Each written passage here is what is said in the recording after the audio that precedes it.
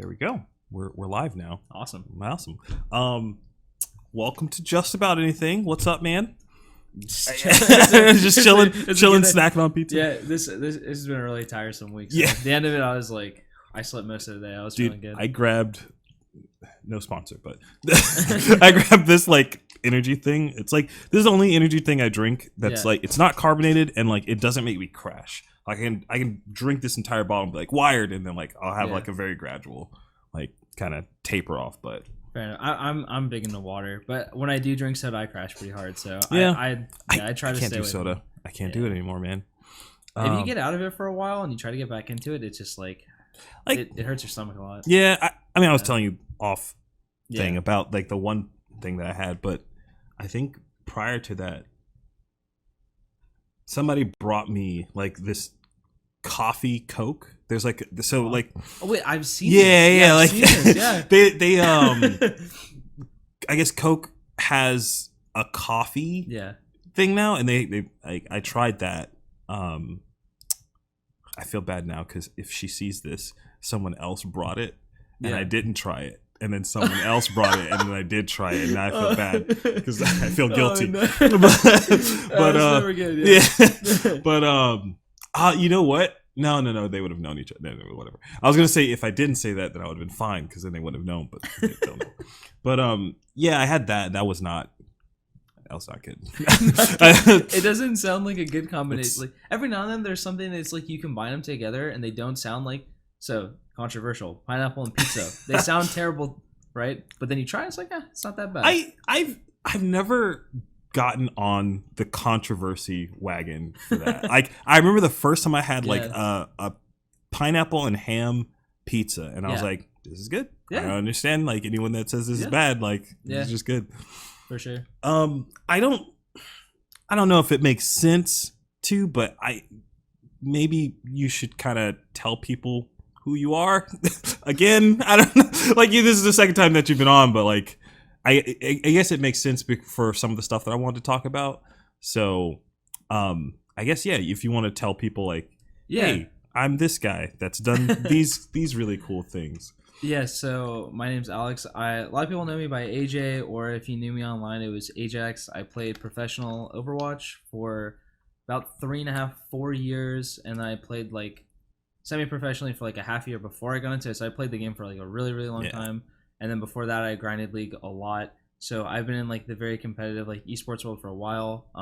Had a lot of fun with that. Now I'm just retired, just doing college work and part time working on dealing with card games. That's fun. The good time, living a good life. Yeah, for sure.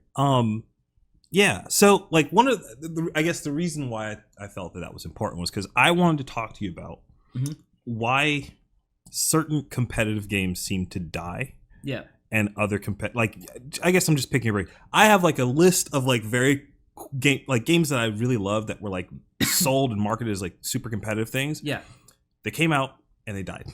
I don't know if you've played any. Have you played Battle Right? I did play the game when it came out. It was a fun game. Dude, that's number one on my list. So like the way I see that with like games that like come out, the most important thing is the initial player base, because afterwards like. This is going to sound really bad because this is not like what I like to see out of like a game that's going to have like a long-term like success. But like the most important thing is how many players can you get in like the first like couple months to play the game and then like put their money into it. So like this is like very anecdotal, but there's someone that I know that has like multiple thousands of dollars in skins in a game, right? Okay. They hate the game. They hate playing the game, but they feel so invested in the game, they can't stop playing it. It's terrible. Now, like, I'm curious as to what game it is. It's League. Okay. Well, I should have done that. But like, I think it's really important that you capture a lot of players early, and then eventually, like, there's going to be players that actually love the game, and there's other people that are just going to keep playing it because their friends play it. Because like, if you have a game and your friends are saying, "Hey, let's play Apex Legends," or "Hey, let's go play Valorant," or whatever, you know what I mean? Like, you're gonna be like, "Hell yeah, let's go play it." Like, I just got one of my buddies to reinstall Valorant because I started playing Valorant again. You know, if you don't have that like word of mouth or that core group of people that really got into it early, that really like it, it's gonna be really hard for like a game to like succeed. I feel like games like Battle Right, like they had players, but it wasn't enough. You know what I mean? Yeah, I felt, and this is I'm trying to remember if I played during. Yeah, I think I played during the beta. I felt like it had a strong player base at first. There's a YouTube video about I think it's literally called "The Death of a Game" in Battle Right. I guess he has a series of like the death of a game, and there's a bunch of different games that have died. And in watching that, like it had a player base, at the beginning, but the game itself, what people said was the game was so simple that once you somewhat mastered it, there wasn't much else to like do. Like you had a couple of skins to get or whatever, but like I felt like their issue was tournaments. Like there was a competitive scene, but it wasn't like very fully developed, and they didn't put a lot of time and effort into it until it was way too late when no one was playing the game. I don't think that actually affects it at all. Actually, because like Really? if you look at a game like look like TF2 or like even early Overwatch, like the support was terrible. It was so bad, man. It was so bad. But people loved the game and had such a like deep passion for it. It didn't care. Like no one cared. Like when I was like playing Overwatch in the beginning, when I signed my very first contract. Now, like to put this in context, like a year and a half, 2 years later, contracts were on average like people were getting paid like maybe $1 to like $5,000 depending on who you were and how big your stream was. Fair. I signed my first contract for like 400 USD a month. And that was it. There was no benefits. There was no sponsors. Oof. It's not like it's like $1,500 in a house. Yeah. $1,500 in food or whatever. It's $400 flat. That's all you're getting, and you're stuck for a year. Yikes. And luckily, I got bought out of that contract. But like, that was the very first thing I signed. It's like if someone's like really passionate about something, like they're gonna like find a way to play it competitively. You know what I mean? That's true. They had like a couple people do like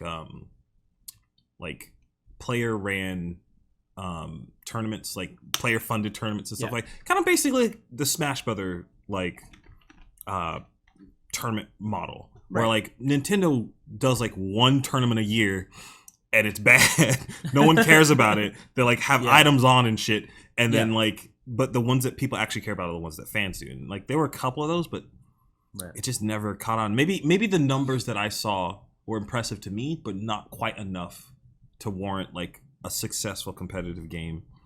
But it's so hard because you also have to like break into the landscape, because Battle Right specifically, that was one of those games that was like, it was a fighter, but it had very like strange mechanics, but it was like a good kind of strange. Like I enjoyed it. I love that game. But like it wasn't one of those games for me that I really latched onto, but it was cool. I like they tried to do that like Battle Royale-esque at the end too. Yeah, I saw that. That was kind of neat. I was upset about that. Were you really? Yeah, because it was like I understood the business side of why they did it, because like Battle Royales at the time were huge, and so in doing that, hopefully they pull some player base to that, and then hopefully that trickles back into the main game. Right. The problem I had with that was it was like the moment they said that, I was like, I don't think that's what's going to happen. I have a strong feeling that like their player base is just not going to like people that are playing the Battle Royale version of that game are not going to come back and play just Battle Right. Right. So, and it's a completely different game too. Well, the other problem was it cost money too. Like it wasn't free. Like you had to buy. Oh, did you? Yeah, you had to buy Battle Right Royale, and then even if you bought Battle Right, you still had to buy Battle Right Royale. That like, is such a bad model. Yeah, it was just like even the people that wanted to be invested in it were just like, dude, $30 again? Like, it's damn.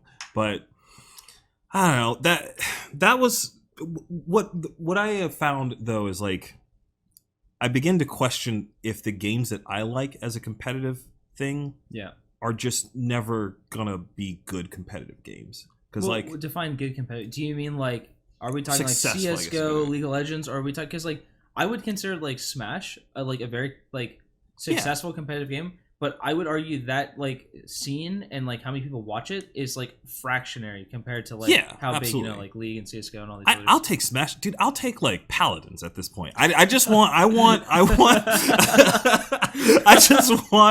want the game that I spend a lot of time and invested in. Yeah, I want it to have like a competitive ceiling that like I can work towards, because like so like I guess I'll go through the list of some of the games that like. So Battle Right, in my opinion, was like the nail in the coffin. It was the last time I was like, fuck, man, I really, really like invested in this, and like this game died. Yeah. But before that, there was Paragon.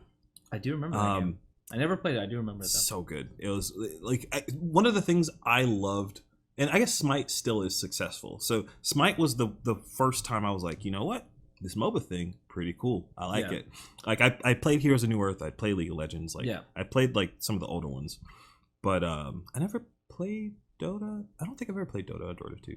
Actually, now I think about it, but I'd stay away from that. Yeah, it's not good. My brother loves it. Like he's a big Dota 2 fan. I'm just like, it's too much. It's the CS:GO MOBAs. It's got this. It's got this huge wall to play the game. Yeah. Like it's okay. I have kind of enjoyed it when I did play it, but it's like there's such a barrier to enter in that game. Yeah, I'll probably hop in and play like. It's just something about top-down MOBAs. I don't like. Really? I really don't like it. I love them. I hate it. Like that's weird too, because like Battle Right's like the top-down fighter. You know what I mean? Right. Yeah. So the reason I know why this is. The reason is and God, I can see the comments. I think clicking to move is one of the worst ways to maneuver around a map. I think it is the dumbest. It's probably more efficient, but it feels less efficient. That's the reason I loved Battle Right so much, was because of the WASD movement. And if that was available for me in like League, I'd play that game all the fucking time. But interesting. Like if talking to you, Riot, if you can make a way for me to sit here and play League of Legends with WASD, I'd do it. I'd do it in a heartbeat. Like I hate having to like click. The thing is though, I understand like you get more sight by having the map not be tied to you. Yeah. So like efficiency wise, you would need that. But I argue like if I could, why not both? Like if I could detach the camera from me if I need to look around or whatever, and then like snap back. Different. I see so much different. I know most people hate the WASD movement for like isometric. I don't hate it. I like that. I like that there's two different styles, and I enjoy both, and I like them separately depending on the game. Like when you're playing League, I like that I can just switch my camera over to like the other side of the map and take a peek at what's going on, stuff like that.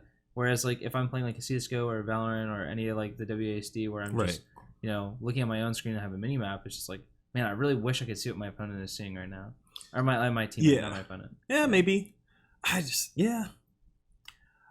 So I guess to add on to that, there was Ghost Recon Wildlands. That was a fun game. So when that game first came out, I didn't give a shit about the story. I had no concern. I played through it, but I did not give it. I knew the Ghost Wars was all I gave a shit about. I wanted to play the PvP because I remember back in the day playing like old school Ghost Recon games, the Operation Flashpoint games, playing those like PvP, and I was like, that's dope. So when that game came out, I was just like, gimme that. I was like, this is the game I want to play. Yeah. And I invested so much time into that, and I kind of know what happened with that game. Like I was pretty involved with like the community or whatever, like in forums and whatnot. So they basically shat the bed in terms of like balancing. I think this probably happens to a lot of games too, where the first time they had the problem was with thermal vision. So, did you ever play that game at all? So I didn't play the multiplayer, but I played the other game. Okay, so like, but have you seen like the way thermal vision works in that game? Yeah.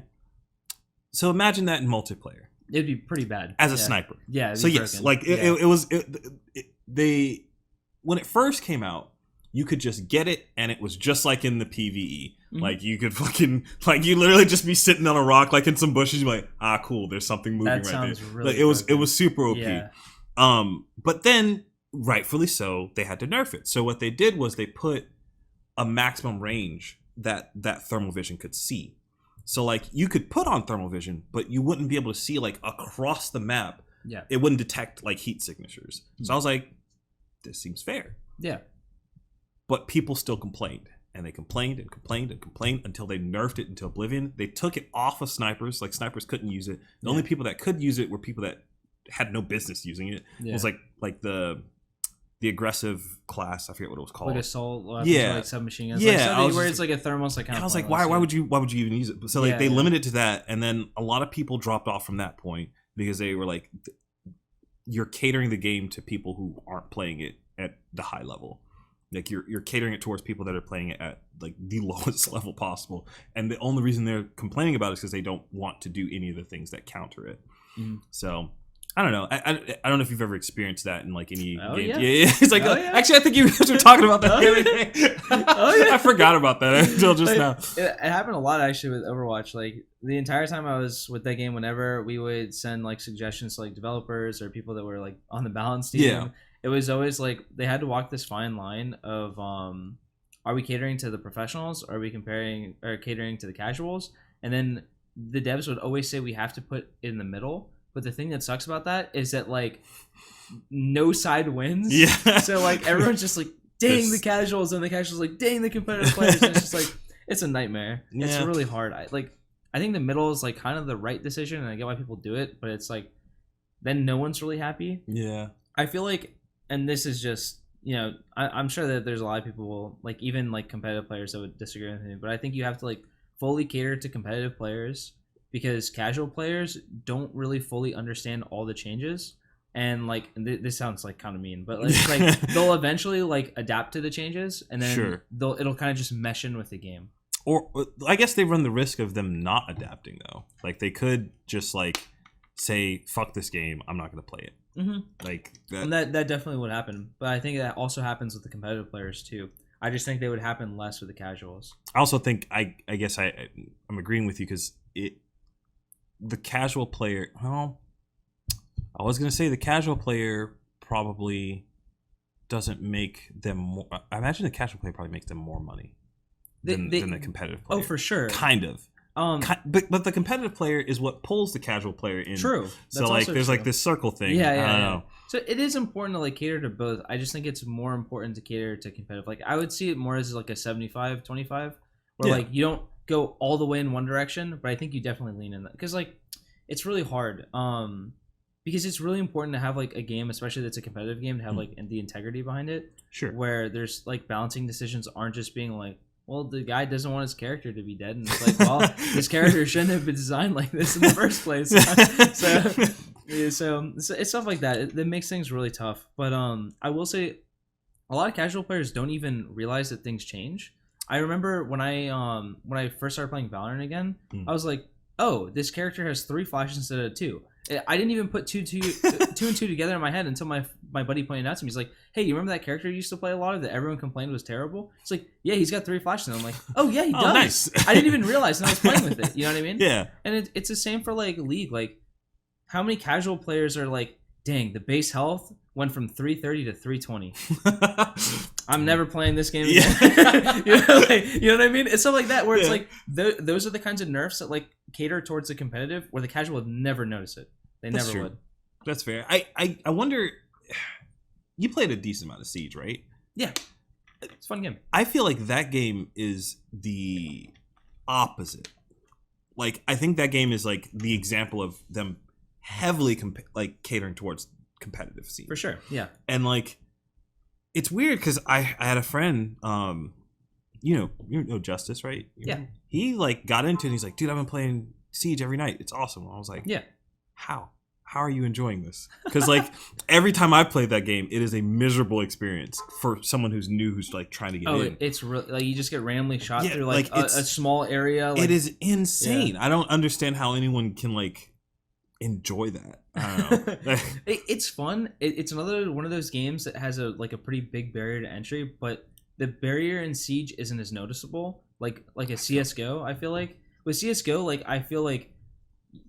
Oh my! Like I get like, hey, if I'm playing like Dust 2 or any like the generic maps like Mirage, and it's like, hey, can you do the A smoke for like top of stairs? And it's like, I don't know what you're talking about. I don't know what you're talking but with Siege, like it's like, oh, I just got shot through a wall. Like it's a lot easier to like recognize it and then possibly learn from. Like, oh, I don't want to go near this wall again. Whereas like CS:GO, it's like, you know, that exact line, you got to look there and then slightly move a 180 on your mouse and then jump while throwing, and it's like, no, no.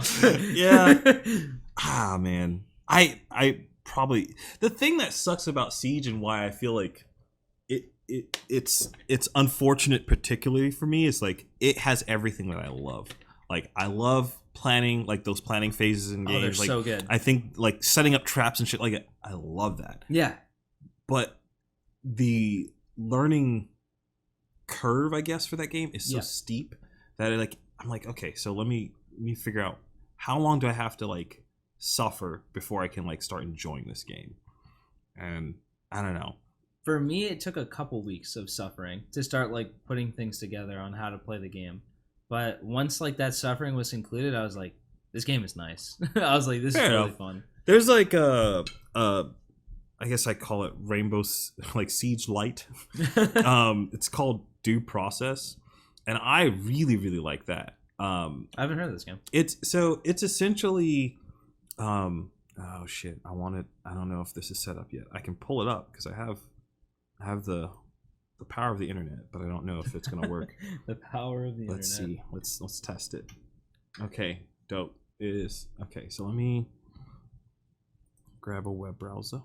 Oh, literally right here. Someone said CS:GO is the best FPS ever.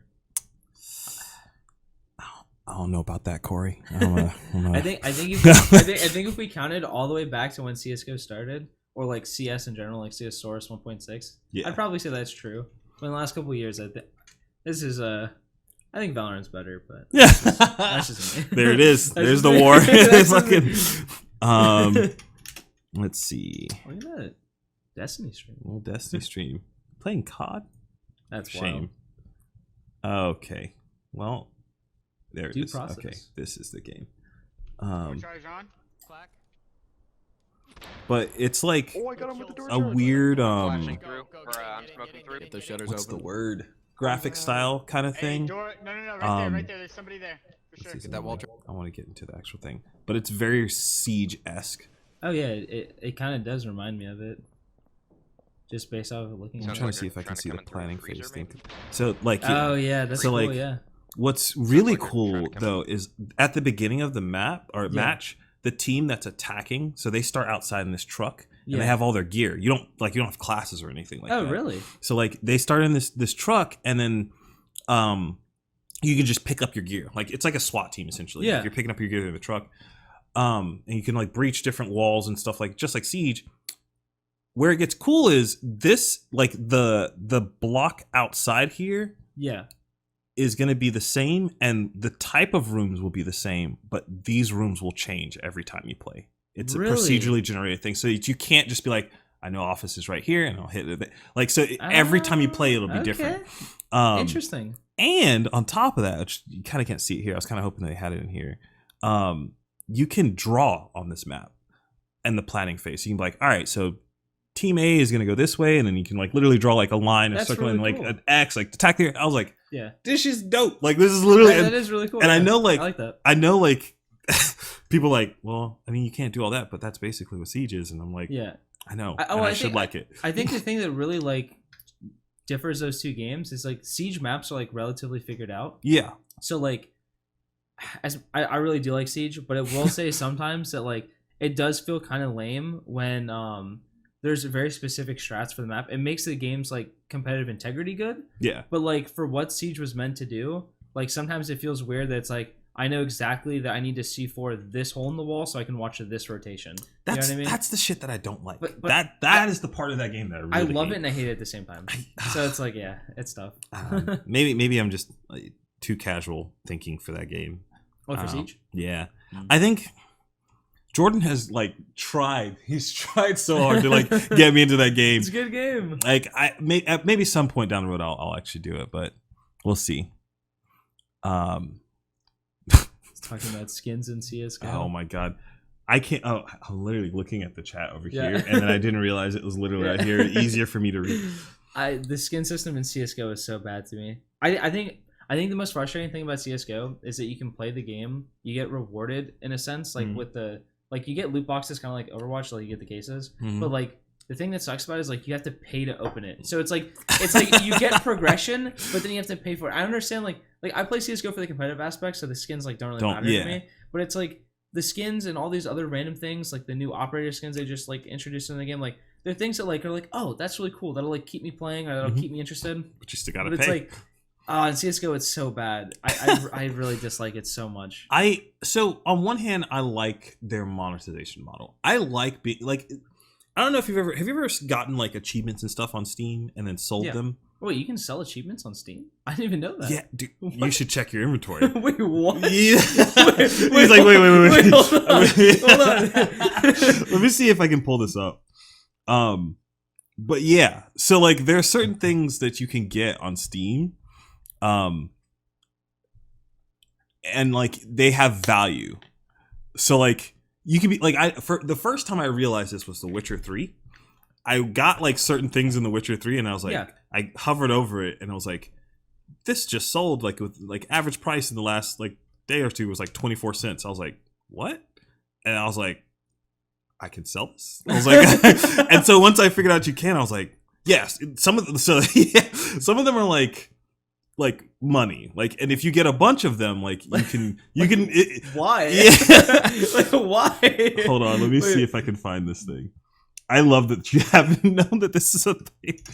This is my new favorite thing. Wait, like I don't know. Maybe I'm just an old school gamer, but why can you buy achievements that you're supposed to earn? Like, so like they're not exactly like achievements. They're more like how do I inventory? They're like usually tied to achievements. Yeah. But like they're cards or whatever these you call. But so like that you get for the achievement. Right. Okay, this all makes sense now. I was like, sell it. It's like, what the hell? So wild. So like this 5 sold in the last 24 hours for 10 cents. I could sell this thing for 10 cents, which is so ridiculous. Strange. But like some of them, I wonder if I have let me see. I'm trying to think of what game I have that has like the most value. I would assume PUBG probably. Maybe? Is there PUBG up here? I don't know how much it. Oh yeah, that was a thing in PUBG too. Like there was shit like that you could just sell. Yeah. Like those starting cosmetic things. I was like, like the hat or whatever. Like, yeah. But I remember thinking how some of these were so expensive. They were really expensive at a point in time. Because I only played at the very beginning. Like I didn't like the game, but people like would like, say like, "Hey, play PUBG." So I was like, Yeah. "All right, I'll play PUBG." I remember like a trench coat being like $100 or like $200, and I was like, "Yeah, no, Yeah, I'm good." I'll pass. I don't need the trench coat. Oh my god, I think I like this business model. So I like the idea of like, your work in game translating to some value to you outside of the game. I think that's super cool. I think so. Like, too. I do think though some games that gets to a very dangerous spot. I know either PUBG or H1Z1 had this issue where like stuff like the trench coat and whatnot, things that were worth a lot of money. Yeah. So then it became a game of like no one was actually playing to win. They were just playing to try to get things. They were playing to like get the dailies so they could then get the items that were worth the money. And then once they got the money, they didn't give a shit about winning. So like you'd have one of those dudes on your team. He's just like, I don't care. I need to drive like 500 miles or something or whatever to like get this thing. So I really like the Overwatch model a lot. You get free loot boxes for playing the game. You just keep leveling up, you keep getting loot boxes, you keep going, and it's like I never put $1 into the game. When I stopped playing, I had every skin in Overwatch. Jesus. I had every single one outside of like there was one special event one. I think it was like the Mercy breast cancer one because you had to buy that one. But other than that, I had every skin in the game. So it was like you can like if you work hard enough, you can get it. Yeah. You know, that's kind of I do. I the one positive thing. Yeah. I like that model too. I just don't. I guess it's the best model of a free to play game in my opinion. Even though Overwatch technically is not a free to play game. Yeah. But I wonder if maybe that's why they can do it, and also Blizzard money is backing it too. So like, or Activision. I mean, there's the Battle Pass one too. Like the Battle Pass is like pretty good like monetization model. Like you don't have like assuming it's like a free game or it's a cheap Right. game. Like let's say like a $15. Like Apex has that. Yeah. Yeah. Like I think the battle pass is a good model. I like as much as I dislike Fortnite. I think like they started a pretty good trend where it's like if they're making good content, you can buy the pass for like $10, and it's like cool. The more I play, the more I unlock. Yeah. And all this stuff in here would probably be worth like $50 or $60, but like you just get it all for like $10-15 depending on what game you're playing. And I like that model a lot. That's one that Valorant uses, and I think it's pretty good as well. I felt like Valorant's like the amount that you earned was very slow when For I the played. battle pass? Yeah. That could have I mean, changed from that time. I played It like doesn't super feel early that way access, to but- me, but I also like when I pick up a game, like I grind that specific game for a while. So like to me, it probably didn't feel like that much. Whereas to somebody else, it probably was like, dang. Like every like Overwatch event, like by the end of the event, I had all the skins. I had like casual friends who were like, oh yeah, I finally got that one Christmas skin I really wanted. It's like, wait, you just got the Why one? did you just get one? And they're like, yeah, like I saved up enough credits for that. I was like, oh, See? What? Oh, Okay. my fault. Oops. You've got a full beard. Like, you've been sitting there playing the game for like God knows how long. Oh my god, I used to have days where I'd play like 14 hours. It was crazy. Like I would come out Jesus, and man. it's a different day. It's wild. I did that with like Modern Warfare 2. That was the Yes. time where I would like. That was a good game. Yeah, it was such a good game. That game, I remember. As far as shooters go, and like my competitive experience, I've only played. That's super old now. I'm realizing how old I am. But Ghost Recon Advanced Warfighter and Ghost Recon Advanced Warfighter 2, I played a lot of like clan tournament things with those, and those were really fun. But I played Halo 3 like in tournaments, and like I think my highest finish was 3rd. Like I never really like it was never a game that I was like, oh, I want to like be the best at. I would just be like, oh, you guys suck and I'm okay, let's play. like I'd find these like local tournaments and I play them. But I've never been one to like really invest a super amount of time into competitive stuff, but I am a competitive person, if that makes any sense. I don't know. It's not, I don't know if it's just something I've never had the time to do, or if it's just I don't know what.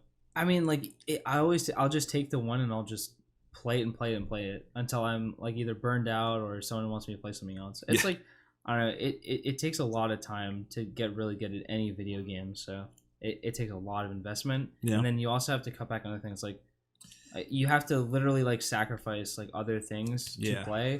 And like I'm at the point now where like I've already done it, so it's like cool. I'm not gonna sacrifice anymore, other than like the free time I would have already had. You know what I mean? I'm not gonna cut into the time that I would normally hang out with my friends or hang out with my girlfriend or whatever. So like. Yeah, that's kind of how I see it. Yeah, I think I hit that point just very early. There's very few things that like I'll sacrifice for things of that nature. There was a while where like I didn't play anything, which was super weird. Like I grew up my entire life always playing something. Like I think when we had an NES when I was growing up. We had an NES. Then at some point down the line, we got a Sega Genesis system, then a computer. I remember it's weird how like thinking about like my transition through like gaming, like the different games that I played over the years. Like everyone plays like Mario or like some like side scroller. Yeah, like some like very like entry level. Yeah. Like this is what really got me into it. Yeah. I wonder what shaped what game like really shapes people's tastes. Like around like do you have you ever thought about that? Like for me, it was StarCraft. Really? That was my very first game. Yeah, this Where was you the were very just, first like- game I ever played, and I was like really young. Okay. Yeah, it was Brood War. I played it. It was like I played it on my grandma's computer because my grandpa was like really into like Age of Empires and all like the RTSs. I played a lot. Good games. Yeah. Yeah. So like that was what I started with, and then I got into like RuneScape, and then I got into like COD and Battlefield, and then I just started playing League. But like I think StarCraft shaped it a lot because it's like again, there's a lot going on. That's kind of why I like top downs and like WASD doesn't matter as much to me sometimes because like I played a lot of those games. So but yeah, StarCraft is fun. That was a good game. I think the reason why I have ADHD when it comes to video games might be because of all the different ones I played. Like, because I remember I played like all the Age of Empire games growing up. Yeah. Then I fucking played Sims. I remember that. Like, that was a super thing. Like, I would spend a lot of time pumping cheat codes into that game. And then like I had like the arcade phase, or like the Tekken and all those like fighting games and whatnot, and then I don't know. I think now it kind of boils down to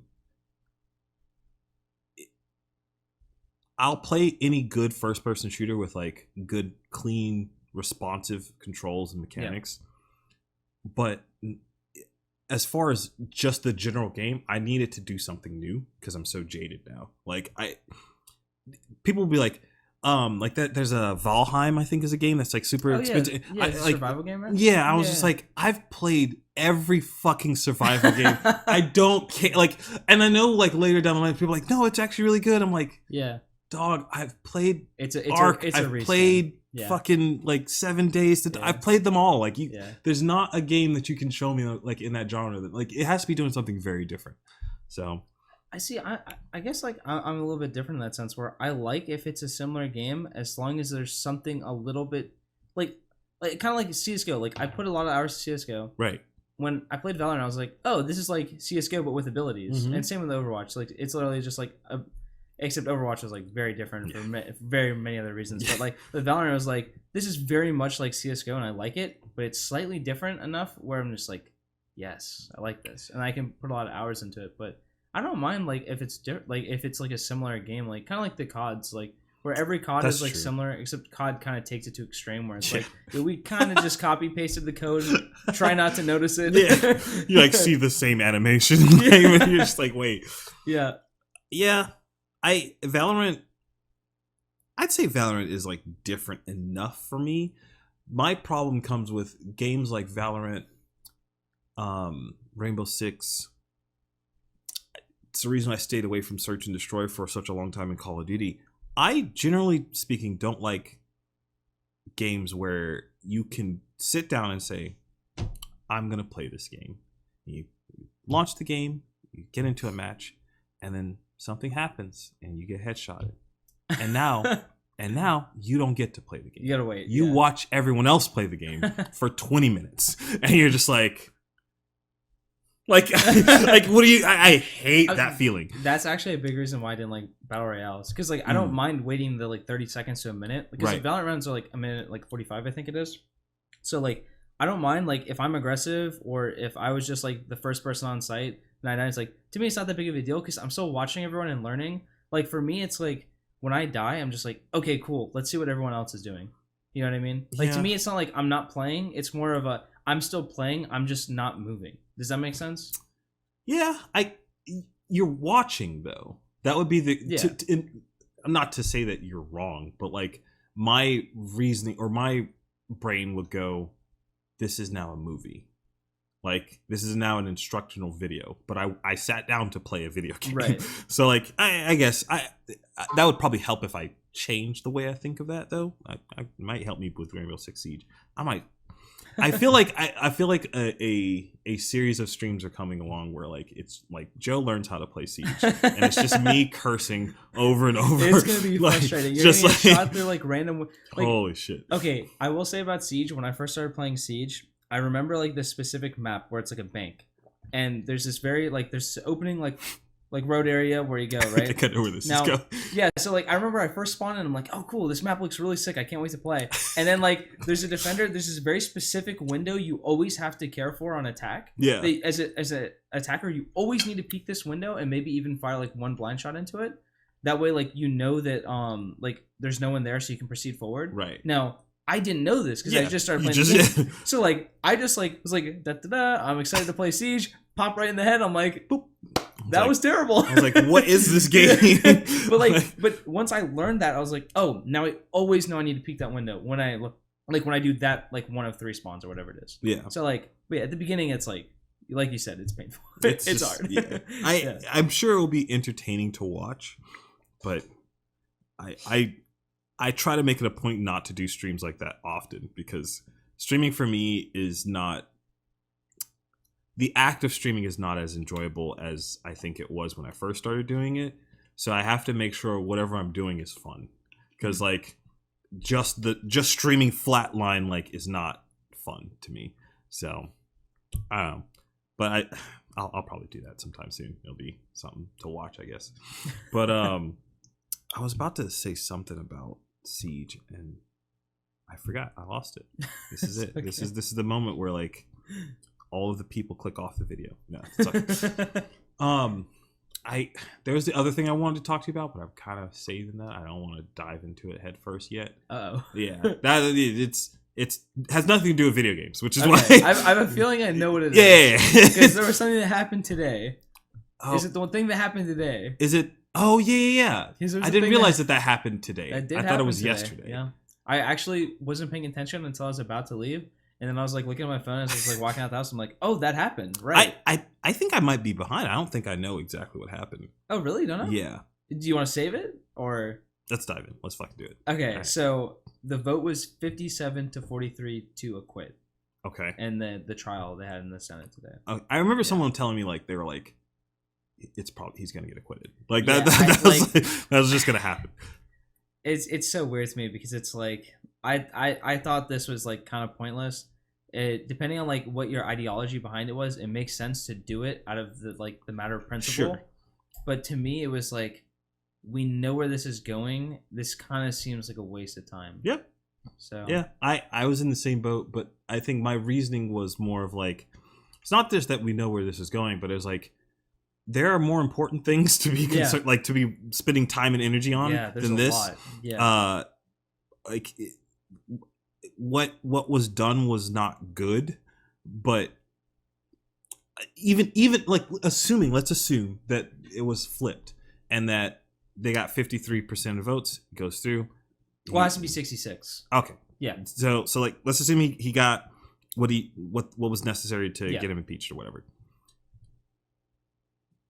Why? Like what to what point? Like what it's because they don't want a chance of him running again, but it's like it's not he's not like, winning again. Like that's not it's like it's not gonna like he lost a lot of his support because of the riot that he had, and he already didn't win. Yeah. And then on top of that, he's gonna be so old. Like like he's already old. He's gonna be so old if they try to put him in like another 4 years. I guess maybe the thought process is like, what if his kids could run? I guess, but like, because you have your dad is like now a convicted. But it's like he already got impeached twice. like that's never happened already. Like it's already like he's already setting. It's like you got the thing that you need to like be like, hey. But I don't know. Like I've had a take on a lot of like political things that I think are handled poorly. I think in like public discourse, I guess. Yeah. Like we were talking about I don't know her name, the actress from The Mandalorian. Oh, and all that I heard stuff. all about this. Like I know what was said and like the tweets and whatnot, but I don't remember her name because I don't watch Mandalorian. I like Star Wars. I just you angered some people. No, not me, but I like Star Wars just for whatever reason. I haven't like sat down and watched Mandalorian yet. But like, was what she said, was it tone deaf? Yes, sure. I just don't like that. That's enough to be like delete you from existence. Like it's just like I already hate cancel culture. I just like I mean, I didn't see. I because apparently there's multiple things that happened. It wasn't just one. That is true. So That's true. That's true. I always forget to say that. Yeah, that's true. The thing is though that I don't know all the ones. I only know one. I only saw one of them, so it's really hard for me to have like a fully educated opinion. But the one I saw was about talking about Jewish people. Right. Yeah. And I mean, like, I care very much about this history and knowing about it because like my family like comes from Germany. Right. And like my family left after World War II.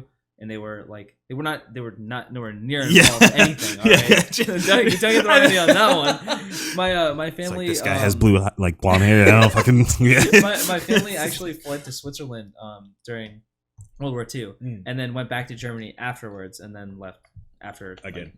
Yeah. So, anyways, so the history there is very important, and the one thing I did see was.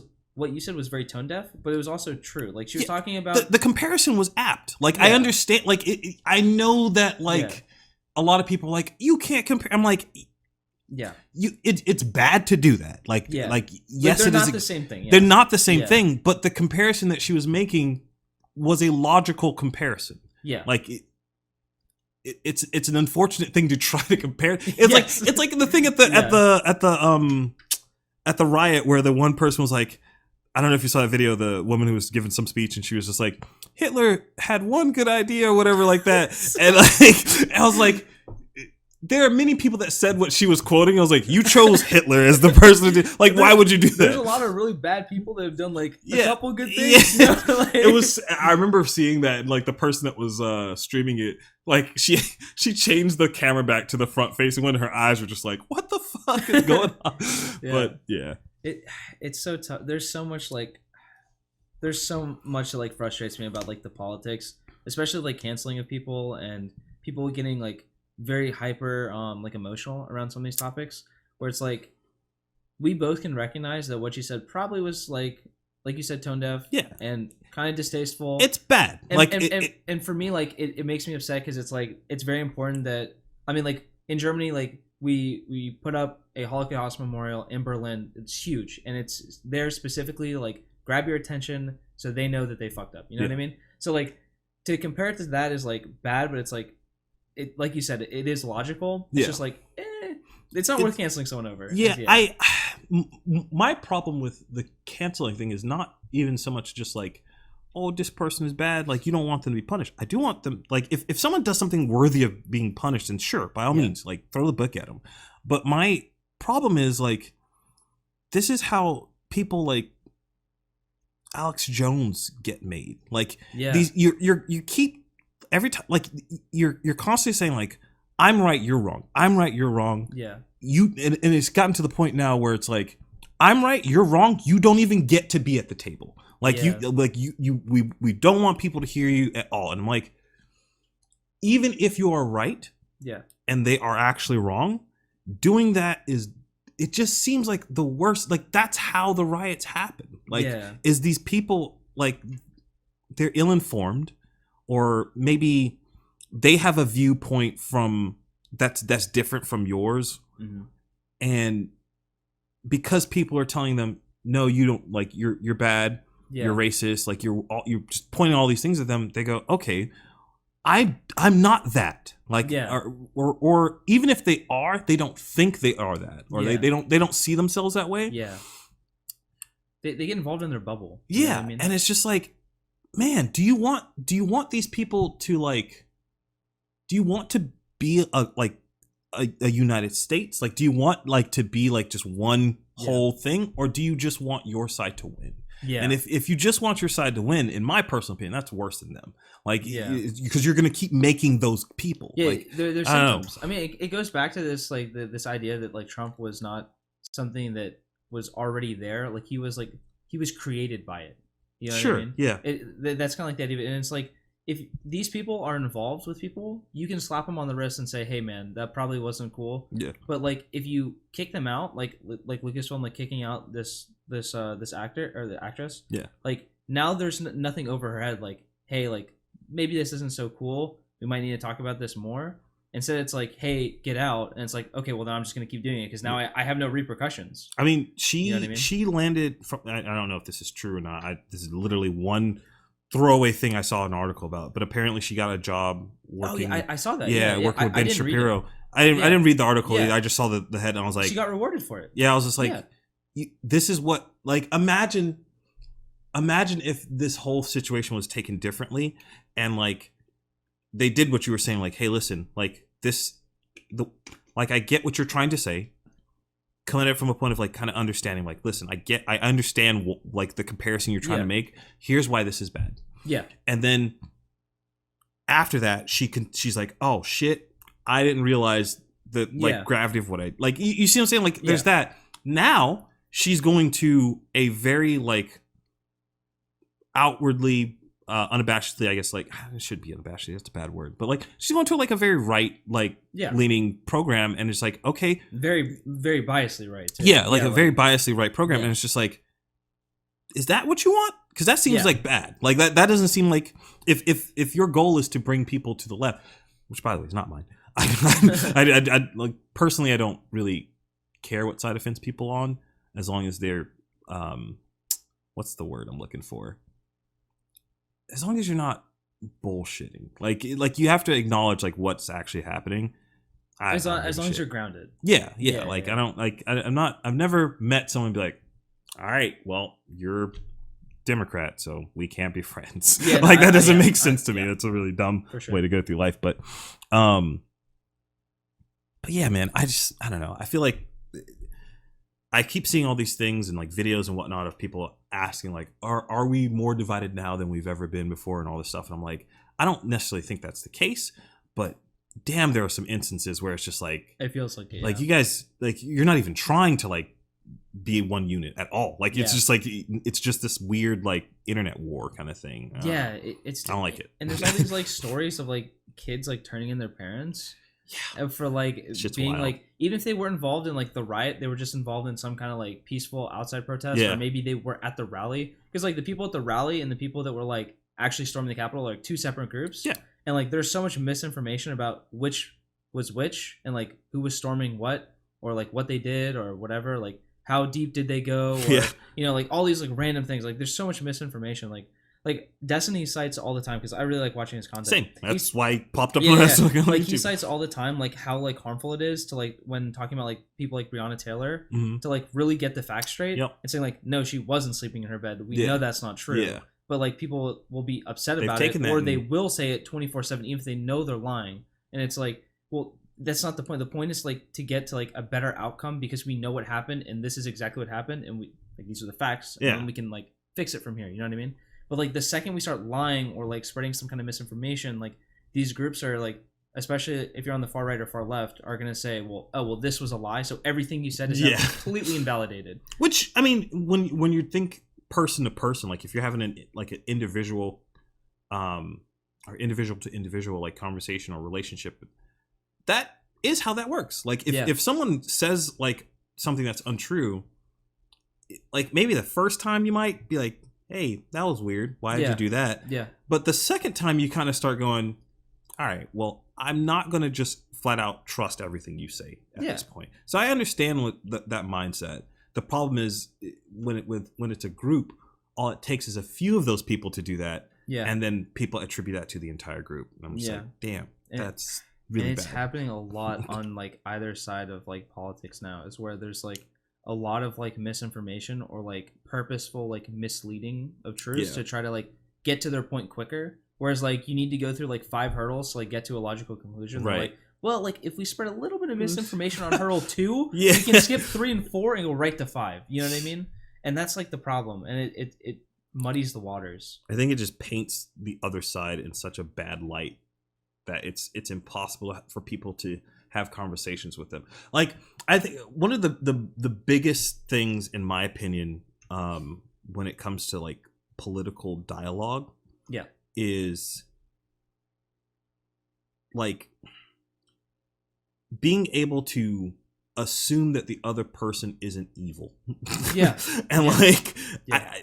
I feel like people ask like, oh, are we super divided now? Like maybe not, but I think that one particular thing is Yeah. like super common now. Like Yeah, for sure. no one is willing to give the other person like the benefit of the doubt, or like maybe try to like put themselves in their or put themselves in the other person's shoes. Yeah. Because like I've often talked about like the people that I grew up with when I was when I grew up in South Carolina. Like I had some very far right friends. I had some very far left friends. Like Yeah. I spent a lot of time with those far right friends. A lot of things that like people outwardly would like say like, oh, well, that dude's clearly racist. I'm like, Yeah. but he is my friend, so like that doesn't make sense. Yeah. And clearly, I've known him for years. Like that's not the case. Yeah. But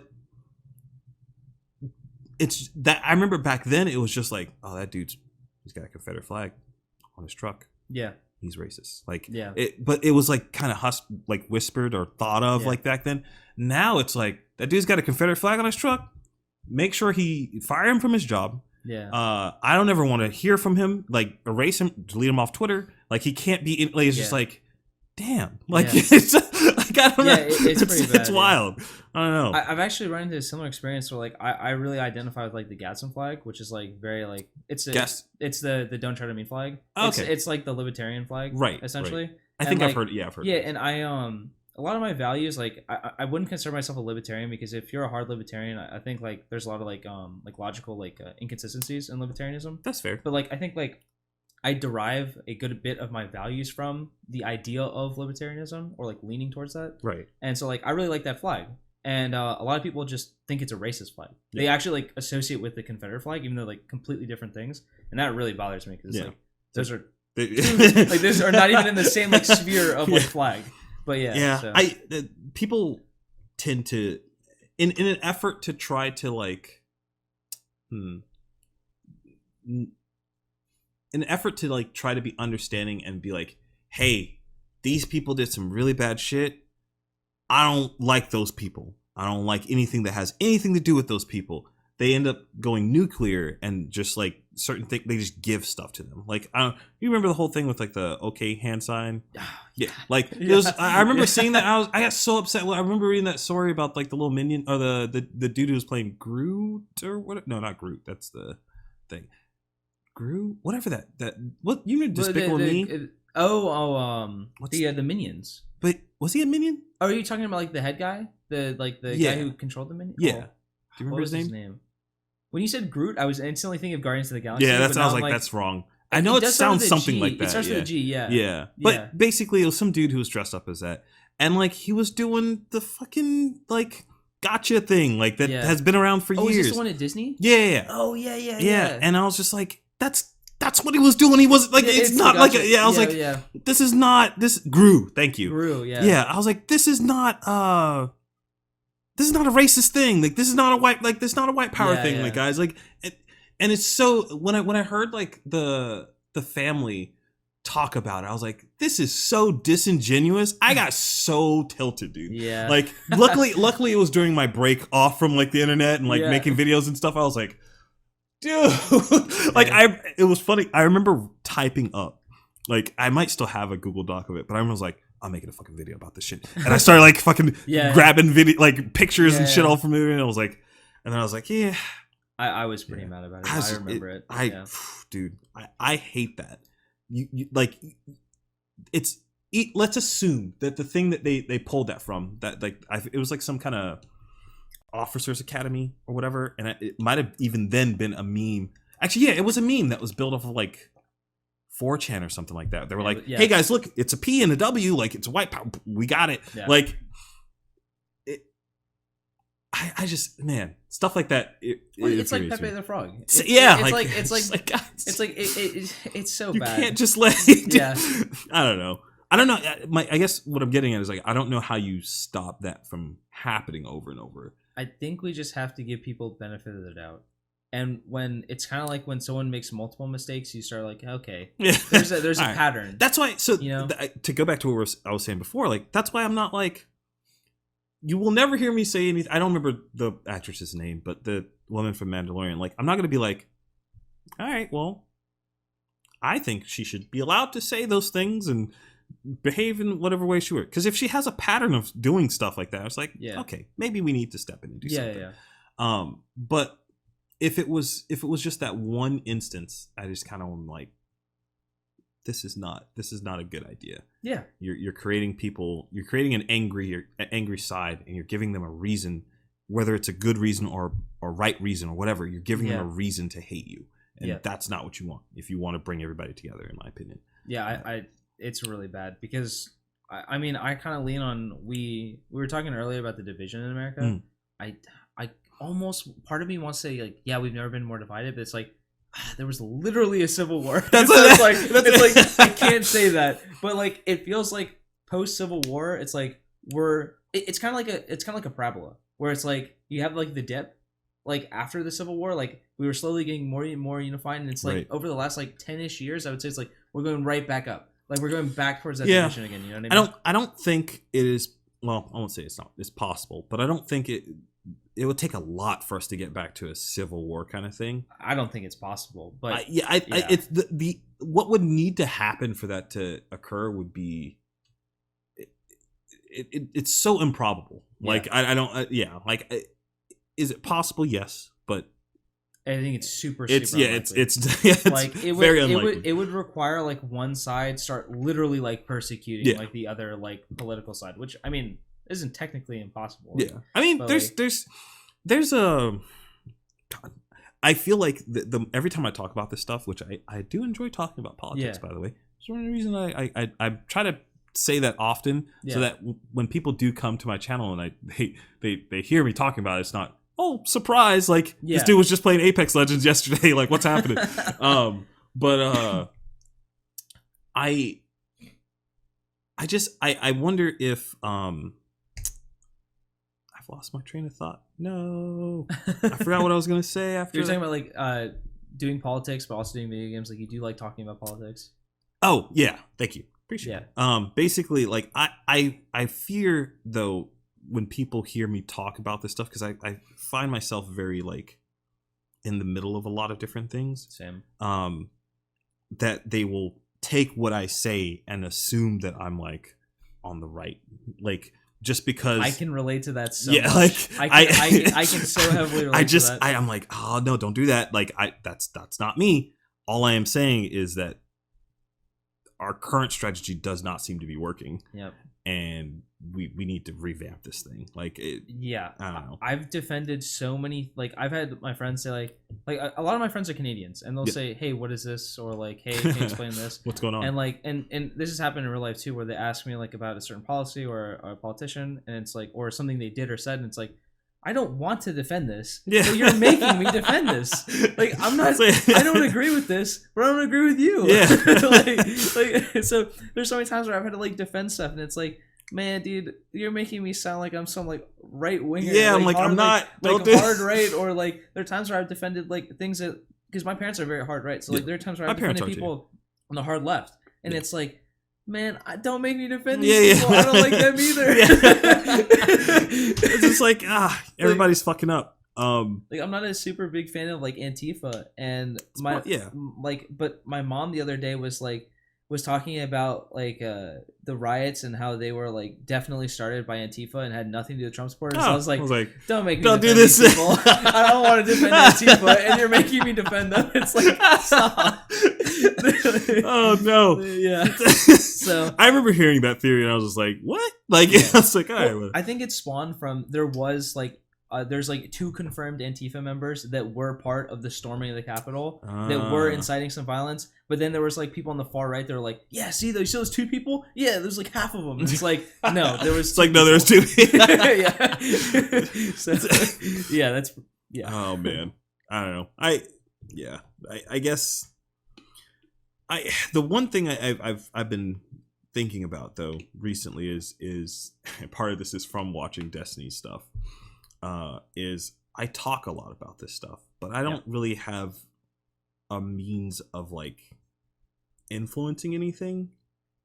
That's not true. We all have like some kind of influence over yeah, like, people that are around us. We do. I guess like I've thought about maybe trying to find a way to like you've ever seen that show or YouTube videos called Middle Ground? Yeah. I thought about doing something similar to that. Like just kind of same sitting here, 2 people on one side of an issue, 2 people on the other side of the issue, and kind of going back and forth and seeing like what stuff like I guess like actually people like where their morals and values and whatnot lie, and like where things are similar. What I have learned though in doing this, even with just getting one guest, and you can attest to this because we were supposed to meet on what was it Monday of It was Sunday and then Monday. Monday. Trying to get one person and schedule one person is tough. Getting 3 people, or for that matter 4 people if I didn't want to be a part of it, would be very difficult. I wonder if I have also this is me now kind of fucking doing the thing where people are gonna attribute me to being like some kind of right wing or whatever. Yeah. But this is something that I think the left has a big problem with. They just assume that everyone around them like thinks like them, and because of that, I see a lot of people that I know that do have like right leaning ideas and like they fucking Yeah. shell up. They Yep. don't say anything. Yep. They don't talk, and it's just like Yep. that's so bad. It like is. it's really bad, and I'm like, I'm literally one of those people because like I'm very much someone who is independent in how I like identify myself, but I definitely lean on the right on a lot of issues. But then there's issues where on like the left, and it's like, yeah, I totally agree with that. Yeah. Let's find a way to make this done. And I like it. But then there's the issue is like, if I ever say anything that's not the You left, can't. it's like, I feel like, especially if it's at work, if it's in a public place Yep. around my friends, I feel like I can't do it. Yep. Like it's really bad. Like I remember my friends and I, we were talking about like trans people in sports like recently, right? And then afterwards, someone who is in my group who is very far left, and when I say very far left, I mean like you cannot go further. Was like pissed and started like making memes about like what we were saying. ooh, wow, Yeah, okay. like in our Discord, like not to like other people. But Yeah, like, people on okay. Discord. They started like essentially like What's up, Devil Bro? By the way, Sorry. like memeing us afterwards, and it's just like we were just like trying to have a conversation. Like we weren't even like no one was like trying to be offensive towards any Yeah. side. We're just like talking about like how you could fix problems, and it's like no, that just didn't happen. And Yeah. it's like it's hard because like you want to say, well, you want to challenge ideas because like in the free marketplace of ideas, it's really important that like you said, like right. the right can say things, the left can say things, and then you find an area where you agree, or like even sometimes you have to concede things. Right. I You know? I don't even think it's important to find an area that you agree. I think what's more important to me is,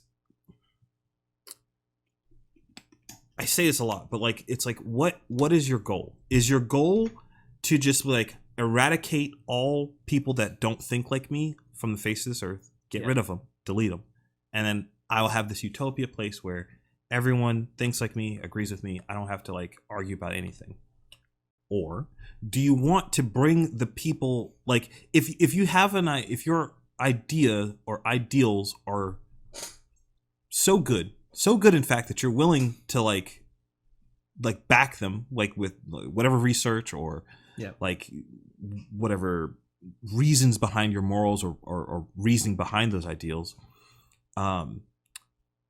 if they're so good, you should be able to tell someone that or like relay that in some way. Yeah. And if they are right or if they are genuinely like just or whatever, you're not going to convince everyone. But wouldn't it, in my opinion, it's so much better if you were able to like bring people closer to the center or closer to whatever your side that you want to be on. Like if you say, for instance, I'll use something a little bit more specific. So like say for instance, somebody's like, dude, I am 100% pro-choice. 100, like I'm using this example, just not. Please don't, for the love of God. It's like I'm 100% pro-choice. It's totally up to like the woman, whatever. Yeah. Then you have another person that's like, nope, I'm pro-life. Like I understand that there are exceptions to this rule, but generally speaking, like that is still a life. You can't kill this life. Yeah. If those two people can sit down and be like, listen, all right, this is why I believe this. This is where I'm coming from. Explain like this is the structure that builds up me to this resolution. Yeah. And the other person can go, all right, fair enough. Like you're not necessarily going to get that person to go like, you know what? Now I am also pro-life, like, or I'm also pro-choice or whatever. Yeah. Like that's not always going to happen. That's going to happen sometimes, and that's cool. Yeah. But like, to me, it's more important for the other person to like walk away from that experience going like, I get it. Yeah. I get why that person thinks that way. Yeah. Like, because when you don't, or when either side doesn't, things like the riot happens, and it's just like when like, they can't even relate or understand someone else's ideas, that is like, that is definitely where it becomes the most radical. I don't know that I you know now I'm kind of more fired up to make that show a thing because I think Please do. It's yeah. important. It's I think really it's important. very, It's important. I don't know, because like even though you can't like necessarily like have like if I was like had a like a senator's like Twitter account, right? Sure. And I was able to tweet to like hundreds of thousands of people, like sure you could have say like, oh, you have a pretty big impact, right? Yeah. But even like the ground level, like everyone has an impact on the people around them. Like for example, like you were just talking about how people who even may like, for instance, for me, like someone who like can lean right sometimes on some issues, like if I'm afraid to say that, even in like a very casual setting with just other people that are around me. Yeah. Like you said, more and more people are just like, well, everyone thinks like me. So if, for example, those people that stormed the Capitol, they thought that everyone thought like them. Yep. And then there was only some fringe people on the left that didn't, and then somehow that guy won. Yep. That's the same thinking that forced them, well, not forced them, but like they led them were to, compelled to act on. Right. So it's like, it's pretty bad. Oh. I wonder what, because I was talking about before where there was a time where people just kind of like, oh, hush, hush, like that dude might be racist or whatever. I wonder what it is that changed, or that's pushing us towards this very like, It's the likes on social media. You think so? 100%. Really? It's like, okay, because I saw. Well, I say really, but like, yeah. yes, that actually makes sense. I saw it so much in esports actually, where none of us are involved in politics, right? Yeah. But then all of a sudden, as people become more popular, at the very beginning when we all had like 100 followers each, but as people became like streamers and we were all started to get signed, like people started like tweeting more like activist or like just like political type stuff. Whereas like, I know this person. I know they don't give a single shit. But like all of a sudden they're just tweeting. Feel the need. Yeah, they're just tweeting about like, and it's so weird to me because like some of these people, they really just cared about the likes, and it makes sense to me because like we would always talk about sometimes like after like scrims like with some of my teammates would like we'd actually talk about ways to like engage more with the community. But then like a lot of people would just fall back on, well, it's really easy because most people that are young and in video games lean left. So like if you kind of just like if you tweet kind of in that direction, you're gonna get some kind of like positive feedback loop where they're gonna enjoy that content that you're putting on your Twitter when it's not esports related. And it happened a lot. That's true. Yeah. A lot of like entertainment leans that way, and I guess to show from the whole. I'm just gonna look up her name. I hate not knowing who she is. Like it's been bothering me. I'm like let's see how much I have to type to get there. Hey, oh, there it is. There it is. Gina Carreno. That's an R. Is it? Yeah, that's not Carrano. I'm not sure. I feel like that's Carrano. It could, yeah, probably. Yeah, that's her name. Okay, now we know. that's. I always love doing that though in like Google search. Like, what is the minimal amount of like I can type to get to like the current thing? Well, I mean, there's gonna be a ton of people searching right now. Yeah. So for sure. But yeah, okay. Now we know. Yeah. I don't know. I guess I'll probably sit down and I guess I'll talk with Gabe and figure out like a way to do a show like that. Yeah, it'd be fun. I'd like to do it. My fear is though, that initial thing though is I wonder how many people I'll be able to get for different sides of things. I genuinely don't think that like certain people that have opinions of that are not the assumed norm, like I think they'd be too afraid to I think talk some, about I think like some that. people will. But I think there's a lot of diversity of opinions, like even at a place like our work. Yeah. For example, like because when I remember like when the election was happening and then like post-election when there was like news about it, it's like when we're at work, I don't really talk politics with people. Like there's a couple people I will, but only because like I know them not just from work. Like I know them outside of work. So like I'll say, oh hey, X happened, right? So like something I did notice that I was honestly starting to think, oh, like everyone at work is just like very, very left. But like when I said like left, I mean like very, very left, right? Yeah. But then like as I started like, it's like, wait, I know they're not. Yeah. And, like, so I was talking to people, it's like there's much more than just one opinion here. Yeah. And even with like Biden, like I hate that like right wingers are like, oh, like every Biden voter is very similar. Like people who voted for Biden are like so different.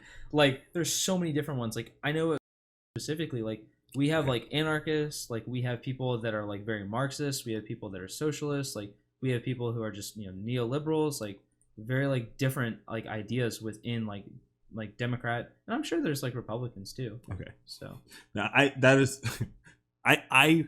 make it a point to never say where I work. Oh yeah, it's fine. It's fine. I can always edit it out. Okay. It sucks for the stream, but like it is what it is. Sorry. No, it's all good.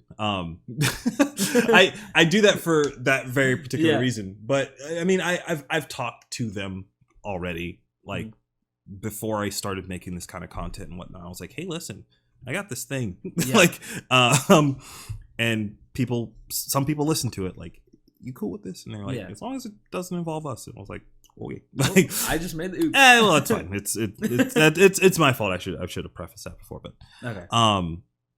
yeah, I've gone back and forth between like caring and not caring about that kind of stuff. Like, I'm just gonna like I had a long time where I was like, I'm just gonna say what I think. Like, Yeah. I don't care. But now I've kind of taken the idea of like, when it comes to business, like in this applies to not just that place, but when I go out and do like my video shooting gigs and stuff like that. When it comes to business, I tend not to talk about it unless it's necessary.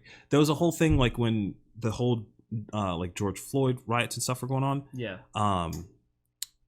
Certain companies that I worked for reached out to me. I was like, hey, they didn't say this, but I'm going to paraphrase it. It was like, hey, you're brown.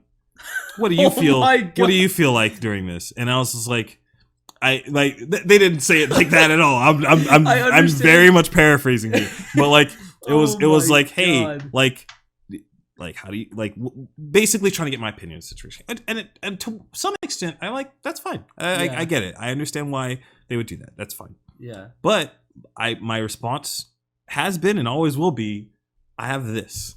I can voice my opinion here. That's I have my stream. I have avenues of doing that. When I'm clocked in for whatever job it is, my political opinion is irrelevant. True. And if people want to talk about it, we can. It's just one of those things where it's like, if you ask me a question about something like that, don't ask that question assuming that you already know the answer. Yeah, that's that. And if you do, or if I get the vibe that you are doing that, I'm probably not going to answer the question. I'm not even going to bother to engage because I'm like, dude, I don't. Even if we do agree on it, like even if I'm like, yeah, you and I are on the same page, but I just don't. It feels grimy. I don't like it. Yeah, makes sense. It's just it's very tough sometimes to talk about politics, especially like going back to like, for example, like the abortion thing, right? That's like a very like contentious topic, and even like within people who are pro-choice or pro-life, there's a lot of differences, right? Sure. Like they're like the pro-life people that are like no exceptions. They're the ones that have like there are exceptions. There's a little bit of nuance, and then there's the pro-choice people who are like, well, past 3 months, it's like you're getting that, you know what I mean? So like, there's a lot of nuance there, but like even like if you're like pro-life and it's like you say something like, and this is an argument I've heard a couple times recently actually, where it's like, well, I think the guy might have a choice there too at some right, and then people are like, okay, hold on, you can't say that, or like the guy, like the guy should have like a say, dude. You know what I mean? Okay, so like, I'm glad you said that. So stuff like that, even within each like side of the debate, there's like these fractions, and then if you're not on a certain fraction, it feels like it's very hard to voice that opinion because you're gonna get shot down for it, like by a lot of people. I'm pretty unabashed when it comes to that kind of stuff. So like, I'll tell you flat out, I'm not pro-life or pro-choice. What I am is like pro-situation. Like there's way too many factors at play when it comes to abortion for you to pick one of those sides, in my opinion. I think it doesn't make sense for there to even be two sides in that. Like how can someone who's like pro-life be like, well, yep, you were just raped, but you need to have that kid. And it's like, what kind of idiot would like think that's a moral, like, good thing to say or to do or try to enforce? On the other hand, like, there was like the time frame thing when it comes to people that are pro-choice, and it's just like, okay, we're at 8 months here. Like, what exactly are we like aborting here? And so I get it. Like, I totally understand like both sides of that. So I don't think it makes sense to have sides in the first place. Like, they're including the thing where you're talking about where like the guy kind of is at play here. So like this is a very what's the word? Highly improbable situation. Like it's not the norm. In fact, I don't think I've ever heard of any case where this actually is a thing. It might be, but I've never seen anything. Yeah. But imagine, if you will, a woman that does get pregnant which takes 2 people, by the way, which is wild. I know, it's a crazy concept. You can't just do it by yourself. But she gets pregnant. The guy's like, listen, I'm broke. I cannot afford to take care of this kid. Like, I can help. Like, I'll try. Like, I can do this. But I'm telling you right now, like, this is probably not a great idea or whatever. I'm just using it as an excuse or example. His opinion is irrelevant. Like, in our current system. And it's just like, on one hand, I understand, like, your body's not going through anything. Like, you did your part. Like, you're done. Like, so like, like you have very little stake here. But to be fair, that's also his kid. In the long term, he has in the short term. In the short term, it's he not has even none. close. Yeah, it's nothing. In the long term, but in the long term, it is. Yeah. So like, I don't know how you. Yeah. Like, how you value that. I don't know what value to give to that. Like, currently it's 0. I don't know if it should be 0. Well, you'll have to pay child support too. Yeah, that's the other dangerous thing too. Is it's like, hey, like, okay, so, but you can. So yes, he, like, in the future he could have to like pay child support or whatever. Mm-hmm. But also, you can't just be like, hey, if the guy said at the time of conception or whatever, or time of like pregnancy or whatever, that he didn't want the baby, that he can't be up for child support. Like, that would be absurd. Because then people would just be like, I didn't want the baby. No one would ever pay. And then like if he wanted to see his kid a year later, he'd just be like, "Hey, it's like, so like you can't just be like, oh, well, the dude gets like some say. Like, I totally understand it. It's a very dirty gray like thing, and the way system is right now might be the right move. It might be the thing where like the dude just does not get a say. But to sit here and be like, the dude doesn't get to say, fuck that guy. It's just like, that's my problem with that's it. A little like, it's like, but he has some investment here. Yeah. Like, I don't know how this is the thing that scares me, is like, after saying all of that, I don't know how people are going to take that. Like, but it is what it is. Like, I don't know. It's just rough because like, you could break down that example and we could talk about it we talk about it all day. Like, we talk for like literally 10 hours. Yeah. Like, and it would still be a really hard thing to have an idea of how to fix it. But then you have people that are like, well, I already know my answer. That's not my problem. Fuck you, like you said. And it's like, well, that was helpful. It's like, what about that dude? Like, that guy just got fucked. Like, it's just like, you don't give a shit about him. I'm like, all right, fine. And it's hard because going back to the idea that it's like, we all need to like sit down and like talk about it. It's like, it's really, really important that we do. And it's tough sometimes. That's why I think it might be ideal to like, I guess you can't really do it now because that would be radically like changing the way our government works. But like, this whole sides thing doesn't seem to work. Yeah. Because like, there's too much nuance that's missed in doing that. Like, I guarantee you that I remember there was a person that we work with that didn't understand what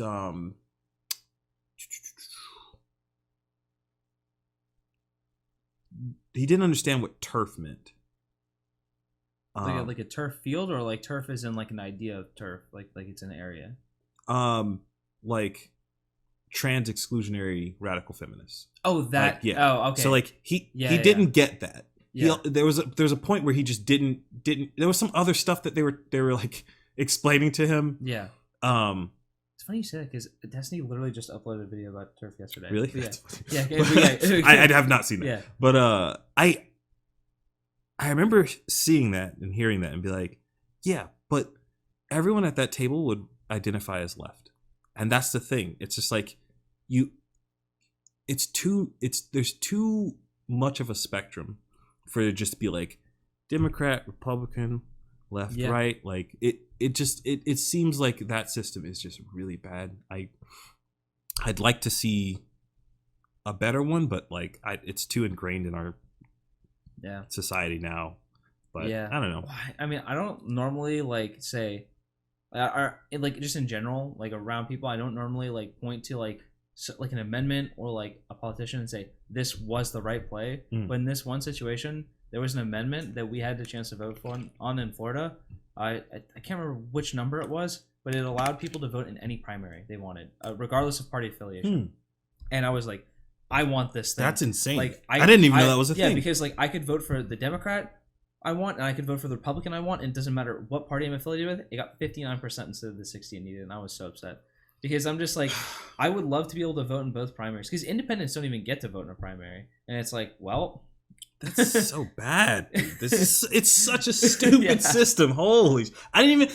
It infuriates me that I didn't even know that was a thing. Like, it was on the ballot for like when we were voting for like either Biden or Trump. It was on that ballot, on the back. Yep. Damn it. Well, I don't know. That's the kind of stuff that maybe, you know... I've people compare me to so many different people, and I almost never do this to myself, but I'm beginning to feel like I'm getting pulled towards something similar to what Destiny does, because like I keep seeing all this stuff, but not really doing anything, and at a certain point I kind of have to go, okay, well, what is the point of talking about it if I'm not doing anything, you know? Like acting on like what you want to change. Like I say that because people have compared me to Joe Rogan, and like, but yeah, I don't know, like maybe that show, that idea might be something that I'm like, oh cool, that's a good like thing, but we'll see. I mean, I guess I think it's a good idea. I think it's more important, it's more important than ever that we have like people able to talk with each other and just explain to each other what they feel or what they think. Or the thing is, like, it already in my head, I'm like, it wouldn't just be politics, dude. I have people who argue about anime like that. Like, I would love to do that too. Like, it's not like it. Were you there for the Smash thing? Is Smash a fighting game? Did you miss that? Who said this? Okay, so we had an argument in the back. Okay. One day with some people. Yeah. Some people. I know one of them already because he's in every single last one of these. Yeah. Some people were saying that it's a fighting game, and other people were saying it's not a fighting game. And when they said fighting game, they're referring to stuff like Mortal Kombat, the Street Fighters of the world. Smash was apparently not one of those. I lean on the side that it's a fighting game, but I'm not like radically on that side. I'm just like, It's like yeah, it kind of is. Yeah. It's a party game, but yeah, it's kind of a fighting game too. It personally, I think it is a fighting game that is its lead developer drastically does not want it to be. Yeah. Sakurai does not want that game to be a fighting game. Yeah. He hates that. It's I can feel it every time they like announce anything that's new. He's just like, "Fuck you guys! I know you're my only fan base, but god damn it, I just want to make a fun game where everyone can sit down and play with their favorite Nintendo characters. Yeah. You guys are tracking frame data." Like, people had some very heated opinions on the back. A supervisor even joked about banning the conversation from the back. There's so many conversations that have been banned back there that I think it's hilarious. It's the funniest things ever. But like, it's usually just because they devolve into like ridiculousness. That is the one thing you would have to be careful of if you did start a series like that. Is like making sure that people feel like not only comfortable to talk about what they believe, but at the end of it, they feel comfortable to see that same person again, especially if those people know each other. That's true. That's very true. And sometimes, like, I know Jubilee does a pretty good job of that most of the time, but like those people probably will never see each other again. Yeah, so like, exactly. That's the big difference. Whereas like if you're doing it on a much more like local or smaller level, where it'd be like, these people might either work together or maybe they distantly know each other through the Yu-Gi-Oh community, or whatever community they like the Smash. Because like I know like. There's like now a Smash scene over in Oviedo that meets up on Thursday nights. So, I thought about like not even necessarily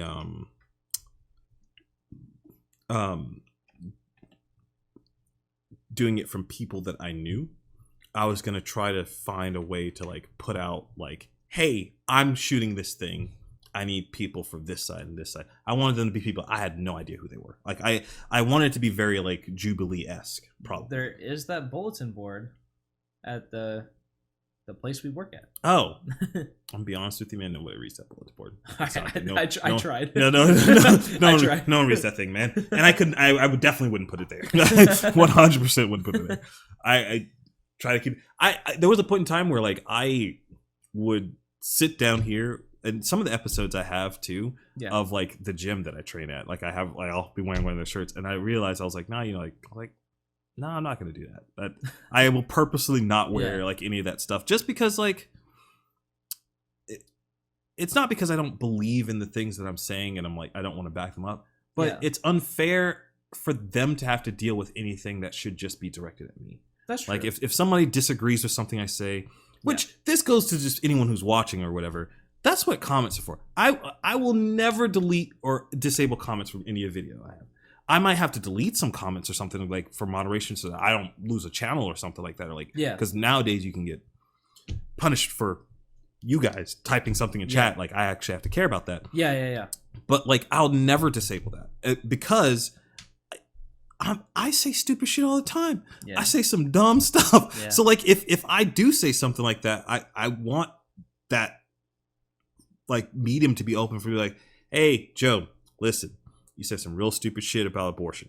Here's why. And explain. I'm like, all right, shit. Like, I didn't think about that. Like, so I don't know. That actually ties back to the whole the Gina thing, the Mandalorians, where it's like, well, now no one's gonna tell her that. Nope.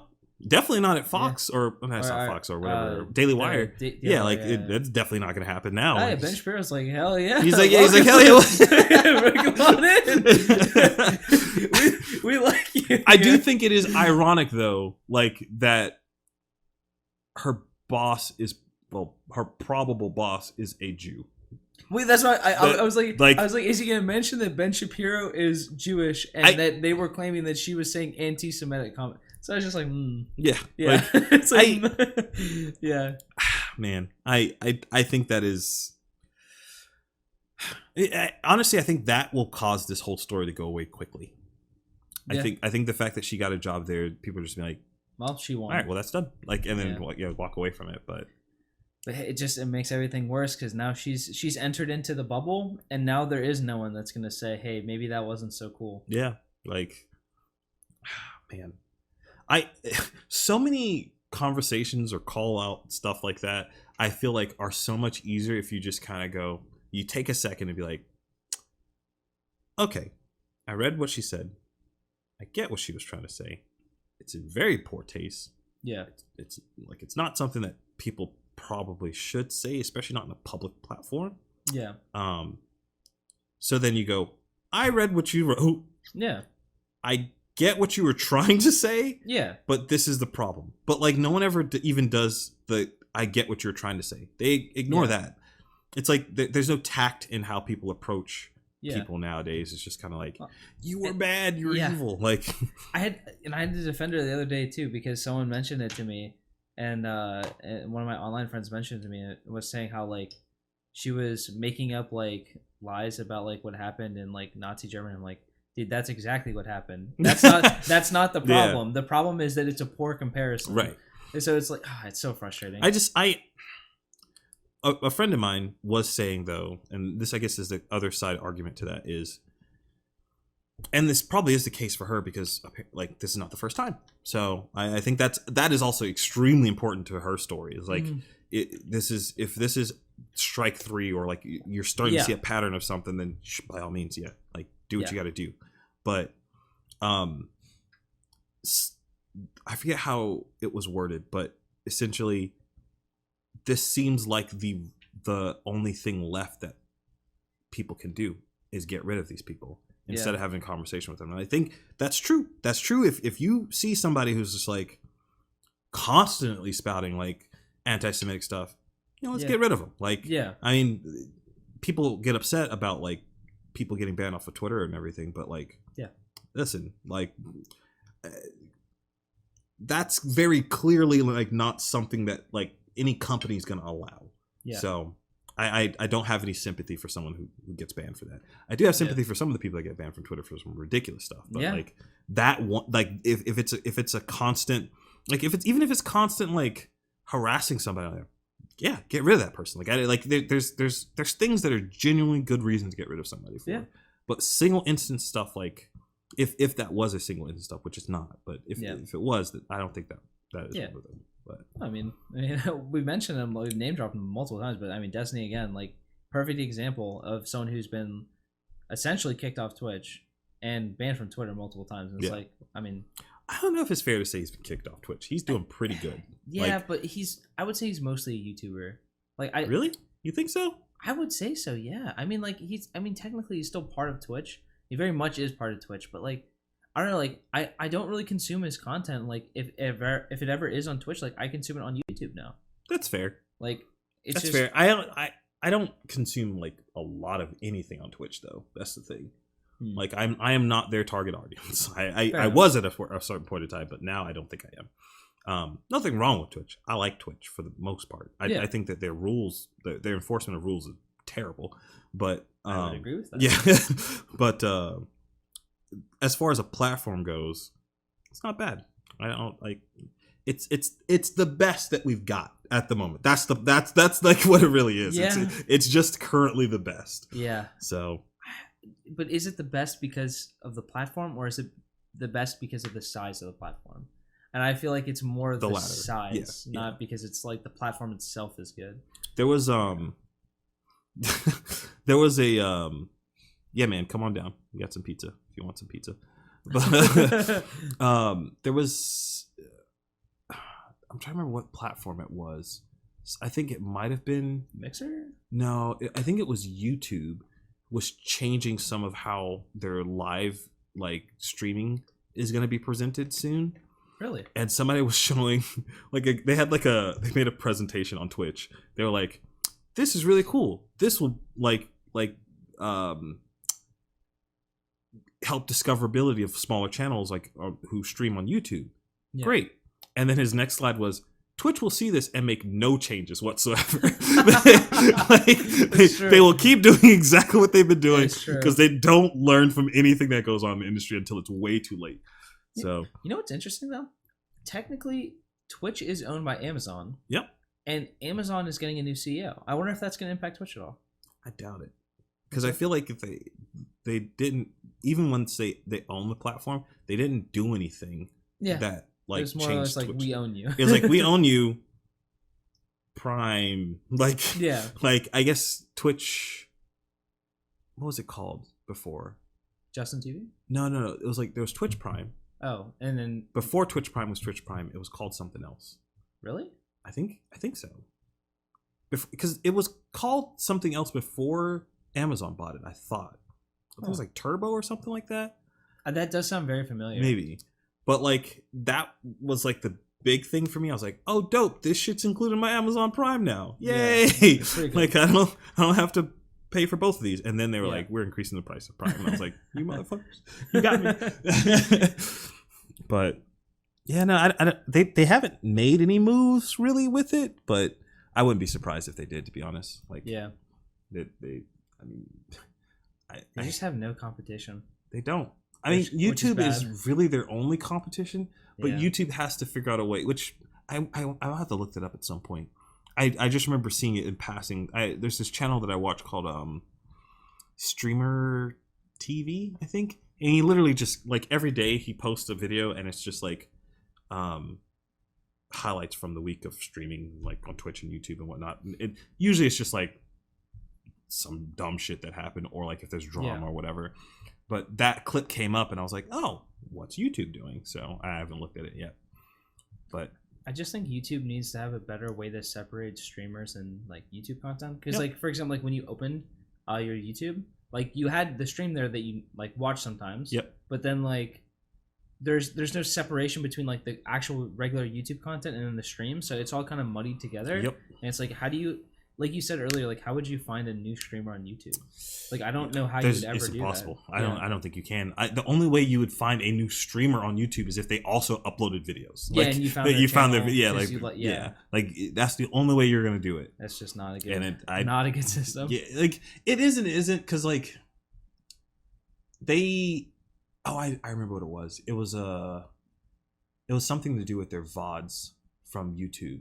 Yeah, that's what it was. So like they were gonna prioritize so like say for instance in like on Twitch, like when I stream, after I'm done with the stream, my VOD is saved. Yeah. Like there. And technically on Twitch, you can watch my episodes and all my streams like in full, like in full and on those VODs. but they don't advertise them. Like, they don't put them in front of people, like on Twitch. Like, you get on the landing page and it's some DJ playing in music category every single time for me. I don't know, maybe it's different for every people. But I hate literally just typing in twitch.tv because I know I'm gonna get berated by some dude stream who's just like jamming out and I'm playing some obnoxious music. I'm like mute, like pause or whatever. But there's no like, they don't put that VOD in front of you, be like, hey, look at this new channel, or look at this smaller channel that maybe doesn't stream as often as the streamer that you normally watch because they're smaller. But YouTube was going to do that. So like they say, for instance, like if you watch Dr. Disrespect, you watch Doc. Sorry. So you watch Doc and he's playing Rogue Company. Because they put him in the game.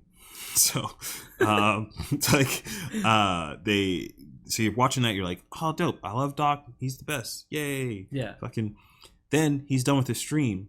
When you log into YouTube, you'll see VODs from streamers who were playing Rogue Company.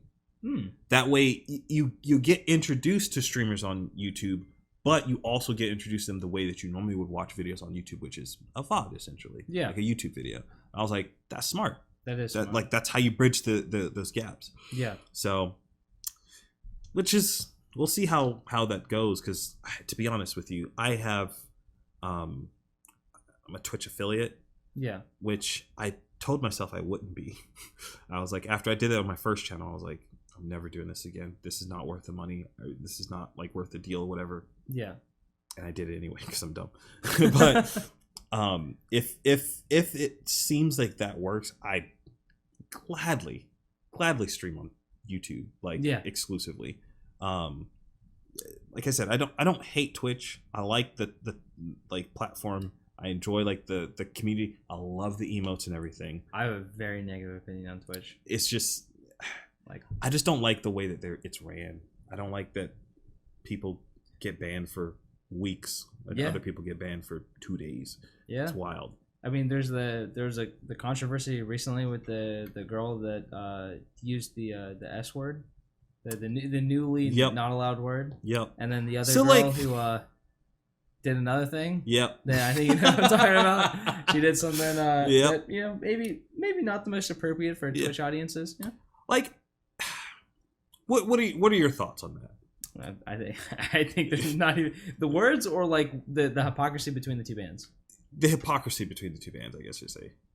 I think it's ridiculous because there isn't a very like clear like, okay, so like for example in our legal system, sure, if I steal potato chips from a 7-Eleven, I'm just giving a hypothetical, like that stealing would be classified as this, and then let's say that there is a 1 to 2 month period where you would be put in jail. You know, like like if you killed someone, you'd have like 10 to 25 years, I think is what it is, right? Yeah. So like on Twitch, if I said a no word or a gamer word, like so there's a 7 to like 25 week punishment, or like a 1 to 25 days, or you know, something like that. But they don't have that. They just have it's like it's very like it's the lines are like not even there, and it's like, well, we kind of don't like you, so maybe we're gonna up it a little bit, or maybe because like, but the thing is like nuance does happen, so like some words are worse than others, you know what I mean? Or, like context matters, so like some context it'll be way worse, so like you need to have that room, but they don't even give you like an idea of what that room is. You know what I mean? They just do it arbitrarily. I personally, I'll say I don't think that the second woman that did some very adult things. I'll say adult things on Twitch. I don't think she should have got banned. Personally, I really? Think nope. I don't think she should have got banned. I think if she had done that twice, that she should have had a huge ban. Like so what you're saying is because it was an accident, you let it slip, but obviously the content's not allowed on Twitch. Right. So like if it was on purpose or if it was, you know, intentionally. Right. If you can begin to read that there's some intention behind, like it's done intentionally, it should be a massive like punishment. Yeah. But from what it looks like, it wasn't on purpose. Like it was clearly a mistake, an accident. One I've made. I've gone live before when I didn't intend on going live. Yeah. Like that I think that is something. It's a little bit harder to do now. Yeah. But like back in the day, man, like that happened all the time. I had a really embarrassing moment on stream, dude. Like where like I didn't like I normally streamed without my camera on, and one day I decided to stream with my camera on. And I was like, there was like something bothering my nose. So I went to scratch my nose, and I was like, oh, dude, I just need to get whatever is in here out of here. I'm like, my camera's on. dude, I was funny? so embarrassed, man. What's so funny to me is like, that is the most innocent thing that I've seen on the internet in terms of that. Yeah. I have seen some wild shit, dude. Like, it is... Twitch fails shouldn't even really be Twitch fails at this point. Which I guess there's an argument to be made there that there's a kind of theme to the type of things that usually are the ones that are getting streamed by accident on Twitch. Yeah. And you could say maybe there's like some kind of like intention or pattern behind it, but and it's hard to just like that. Back to the previous thing I was saying, where like she shouldn't have gotten banned because it was clearly an accident. And the reason why I determined that is because this is the very first time that she's ever done anything like that. Yeah. The reaction to that, to her realizing what happened, was extremely genuine. Like I was just like, "Holy shit! Like this is bad." If I found out that she had done that again, and if I had control over Twitch, I'd be like, "You're gone for a month." Like it would need to be a decent chunk of time. Like that. So like. If not permanent, honestly. Maybe. I'm not a big fan of like permanently getting rid of people. Despite where I work. But but like I want to always give people a chance, at least at first. I want to give them a chance to be like, well, yeah, that's what I'm saying. Like if like you said, like if it's a pattern or if it repeatedly happens, like okay, this is a pattern behavior, we can say goodbye. Yeah. Like but I feel like I'm a lot more lenient with that pattern. Like where some person would be like, all right, you did it the first time, here's a week. You did it the second time, you're gone indefinitely. Yeah. I'm more of like, you did it the first time, clear it was a mistake, don't do anything. You did it the second time, you're gone for a month. You did it the third time, I might indefinitely ban you at this point, or you might get gone for like 3 to 6 months. Something like it. Like it would be because something like that it's huge, especially in streaming. Like not being able to stream for months, even hurts. Days is bad, but not being able to like stream, that's huge. So like totally, I think that gets the message across. The problem is they do stuff like 2 days, and I'm like, that means it means something, but like you're doing it to people that have like tens of thousands of people watching. Especially when you have like things like live stream fails and all these things. So where it's like if you get banned for like a day or two, that only increases your content. That's you make more money and you take a vacation. Yeah, like, it's crazy. But then if you take a look at someone like, and this is an anecdotal example, but like Asmongold, I love his content. Mm-hmm. I love watching his YouTube videos. I love watching his Twitch streams. Funny dude. He took a break for like 2 weeks. I just realized the other day, I'm like, wait, I haven't watched Asmongold in like a month and a half. Yep. I completely forgot. But that's just like how it is with streaming. Yep. Like if your streamer doesn't stream for like a week or two, like you may like forget and like, oh shit, I forgot they're probably streaming again. Yep. You know what I mean? So like you said, it's really important. The continued streaming and not gonna lie, honestly, you kind of changed my mind a bit because I was on like the whole like she should have gotten like a 2-week ban or something. But now that I'm thinking about it, I'm like, no, you're right. It's man. like it's like actions happen. Like it's the first time she's ever done this. Like I've died on the hill of like a streamer accidentally flashes porn on their screen or something, and I'm like, that person shouldn't get banned. Yeah. But then how can I sit here and say she should have got a 2-week ban when obviously it was just a mistake? Yeah, like it's a mistake that I've seen like no like genitals or anything were shown, but I've seen a dude turn his stream on, not realize he was streaming, jacking off in front of the stream. Like I've seen like a dude like there's so much stuff that happens, and I'm like, that guy. I don't even think he got banned. I don't think anything. Granted, this was a long time ago, but like, I don't think anything happened to him. Yeah. So I can't say that's fair, and then her getting anything like something happened to her, and then say that's also fair. Those two things have to be equivalent. Yeah. Like, you can argue like things were seen in her video that weren't seen in his, but.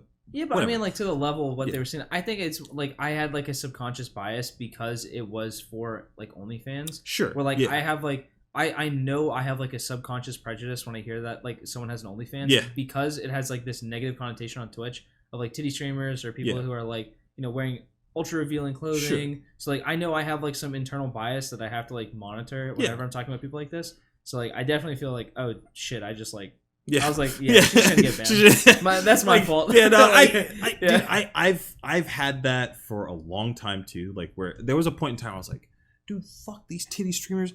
They're fucking everything up. I remember when I was like just starting off streaming, I was like, they're taking all the views and all the shit. And like I was like, this is so annoying. But like over the years and time, I've just kind of been like, you know what, like. I won't say the same excuses that some people throw out, like where it's like, oh, well, there's plenty of viewers for everyone, or like those people that are watching that are not the same people that are watching. I'm like, no, they probably are. There is crossover. I don't think you should be as naive to say that they're not. But also at the same time, it's like, I'm trying to think of how I can say this in a clean, professional way. It's tough when you have to navigate issues like they're tough to talk about. But like no one is watching that all day. Yeah. That's what it gets down to. It's like it is impossible for someone to watch that all day. Yeah. So like if you are that type of person, you that tier 3 sub, man, more power to you. Yeah. Like you genuinely enjoy somebody's content enough that you're willing to put money like towards it. I'm not going to knock a person for doing that. That's totally fine. I'll literally I have no I'm not anyone's supporter on OnlyFans or anything like that. I don't see that as like I wouldn't say I would never do that, but like I think the reasons that I would do it are very different than like most people. Like I don't think I would be like, oh, this chick's really attractive, let me fucking spend $30 a month on an OnlyFans. It's more of like, oh, this person's my friend and he or she has OnlyFans and I want to support them, so then I'll give them money. Like it's like it's I probably would never consume the content, but it would be more of like a Patreon. Sure, I've never subbed to a Patreon before. I could see myself doing that for Patreon, but for OnlyFans I couldn't, because like I feel like if I'm paying for the content, I would. I'm not saying I would do anything with it if it was a friend, but like I would definitely like. I would be tempted to take a peek at like what the content is. You know what I mean? Because you wouldn't just like if you bought a subscription on Amazon Prime, right? And you just because you wanted one thing, you would still like kind of peruse around the site and like, oh, what else could I order? Yeah, it's kind of like that. You know what I mean? Yeah. Whereas like that's why I could never see myself like doing that, because I'm too curious about random shit. Yeah. And I'm just like, so I couldn't do it. the way I look at it is more of like, I'm the type, and I pause to say this because I feel like if I say it, then people will then begin to expect it, which that's on them, I guess. So they'll be all right. I'm the type of person and type of friend, I just do shit. Like I like doing shit for my friends. Yeah. Like, same. Like you can ask like the people that work up front with me. I constantly buy food for them. And it's not because but like it's not because I'm like, hey, what was me like, or like, hey, look at me guys, I'm buying food. It's more of just like I'm at the drive-thru. I know we're about to have a long fucking day. Fucking here's a biscuit. Like here's something to eat. Like it's just like a small fine like gesture. Yeah. I look at what I would do that I look at OnlyFans in that same line. Like if I had, I say this, I guess I have to say this first. Like, I'm a heterosexual dude. I'm not bi. I'm just not attracted to dudes. But I can see a line of thought in my head where I go, oh, one of my friends, like my dude friends, has an OnlyFans. Yeah. Like he's just starting it up or whatever. Hell yeah, I'm gonna support it. It's the same reason why I would sub to like Steven on like Twitch. Yeah, it's the exact same. Sense, yeah. It's in my head. It's that exact same thought process. Yeah. I don't need like. Steven, I'm sorry, buddy, but I don't use Steven's emotes all the time. Like while I'm on Twitch, I'm barely on Twitch, but like what I get from that is just the enjoyment of like, hey, my friend's doing a thing. I'm supporting a friend. Like that's just where it ends. I don't need anything from it. My longest subscriber on my Twitch channel before I stopped streaming was my friend. Yeah, like he subbed for almost 3 years. He was an actual homie. Yeah, he's an actual homie. It's man, I often think back of my early days of streaming, and it is very sad because I met some really cool people that I never get to talk to anymore. A lot of them have just stopped streaming, or like, I don't know, we've just kind of grown apart, and it sucks. Like, damn, like, what's going on with Corridor? Like, what's going on with Fallen? Like, all the people from like my Smite streaming years. Like, man, now you're making me think about it, because there's so many people from like Overwatch I haven't talked to in so long. Yeah, like, shit, man, I miss a lot of these idiots, man. Like, I love these idiots. One of the guys that comes to my stream, like, still often is Dr. Chaos, and like, that dude, I'm gonna suck your dick for a little bit, Dr. Chaos. That guy, this dude, like, he's like one of the people that I met from back then that still, like, it's crazy to me how often he still checks in. Like, I went for like almost a year of not streaming, and then I stream, he's right there, and I'm like, dog, I made a new channel and everything, and you're still here. Like, that's wild. Dude used to like hop in and play Warframe with me, and he'd like, yo, you want a frame? And you just buy a frame for me. That shit's not cheap. Like, so I'm like, damn, that's crazy. Like, and so when I think back on that, and then I have friends like Steven or Josh, who's like making music and shit like that, I'm like, hell yeah, I'm gonna fucking do that, because like I remember how good that made me feel, so like I'm gonna give it back if I can.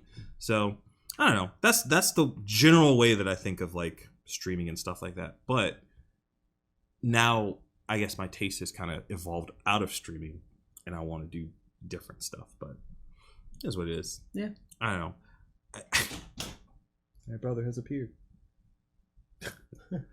I feel that I've definitely fallen out of like the streaming thing. It's not really for me anymore. It's so cool, and I'm like, damn, I wish I had the drive to stream again, because it's fun, but I'm just like, nah. I wonder if we share this. I think the thing that made me realize this, that it wasn't for me, is I had this realization that I don't necessarily need or always like to be the center of attention. That's kind of true for me. But the biggest reason for me was pressure, which makes no sense, because like in high school I was a kicker, so like I'm used to like pressure and tension. I went to esports, so like it's like you miss one shot, you can lose the whole game. But then when it comes to streaming and like people like watching me directly, I'm just like, I like tense up, like I wouldn't know what to say. Like sometimes I'd say that, like, I think I've gotten better now. Like I I can come on here and like talk to you and say like what I think, or like what I'm feeling, or not like restrict myself on what I think. But like when I'd stream on my own, there'd be times where like I would want to say something, and then like just the wrong thing would come out, you know? Yeah, I've had those moments. My concern is like the gamer words stuff for me, dude, because I slept. I slept. Corey can tell people some of the worst shit that we tell. Like, we call each other, like when we're playing Apex or stuff. Like when I'm playing with Corey or like Matt or whatever. Like it, but it's not. I know where it comes from. Like I know it's not like, I'm not trying to be like belittling to whatever group or whatever it's offensive to. It's just we're trying to make each other laugh. Well, even at work sometimes I'll let a gamer word slip and I'll replace it with, I mean, silly, or you know, like something like that. Like it's hard. Like, I mean, I don't know if you know this actually, but I did get canceled like when I first started in Overwatch. Oh, really? At the beginning, yeah, I made a really bad slip up when I first started, and like I tried to fix it instantly. Like I said it. Yeah. I was like I tried to like it was a tweet. Like, I instantly deleted it within 2 minutes. Damn. And that's all it takes. It's on the internet, but it was there. It's gone. I had to like. Fuck. I apologized for it. I tried to do my best, but like it's hard, man. Like there were still people like still, literally like to the day I like retired, where people would say things about me or like say negative things about me because of it. That's just wild. Like, and like we're talking like four and a half years. Like if you're talking like the very beginning to like when I stopped, like you're talking like 4 years. It was like, it's hard. I don't get that, man. Like what's the goal? Like what do they just want to be like, hey, you said this bad word, from this point on you are a terrible person. It's I either just turned 18 or I was 17 and a half, somewhere in that range, right? So like I was still like very young, and I was like, right after it happened, I was like, I made a huge mistake, and after I learned a lot from that experience, you know what I mean? And I think I matured a lot. But like people bring it up, and I'm just like, man, dude, that was like years ago. Yeah, like even like I'd meet like random people in like ranks sometimes, like even like the year I retired, like 4 years later, they would literally read it off, like what I had said, and I was just like, dude, this is like, crazy. This is like, oh my god, like Jesus. But yeah, I don't know, man. It's tough. Yeah, internet's weird. Yeah. It kind of goes back to what you were saying before about like how the likes. Yeah, like, that's. You're right.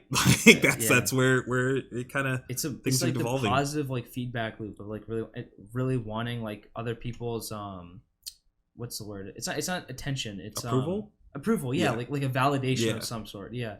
Where like I feel like people like really feel like they need that to like validate themselves as people. Like they need someone else's approval. You know. Yeah. Yeah. I was thinking, and you can literally tell me when you want to get out of here. We'll probably wrap up here in a little bit. Sure. But do I want to talk about this real quick? Okay. Yeah. This is Go fine. for it. So like I up until recently have never gone to like therapy or anything like that. I just started doing that because I was at a point where I was like, I should probably do this.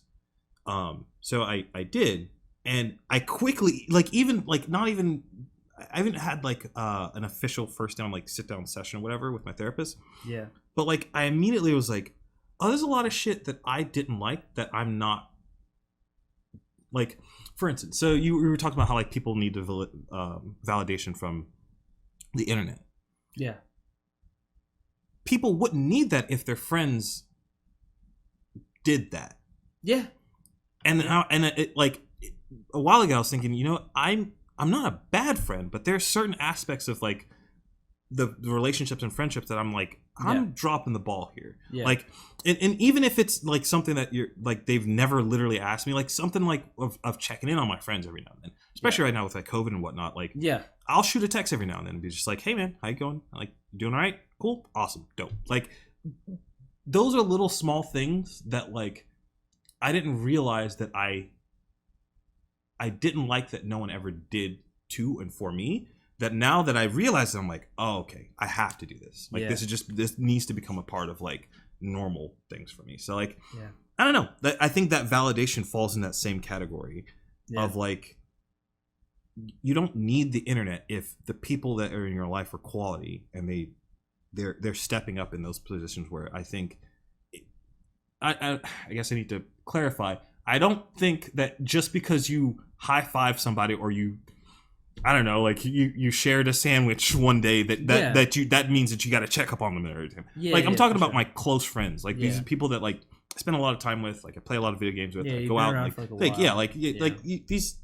you'd be surprised how often people go, like, oh, okay, this is my friend, it's my super close friends, we're best friends.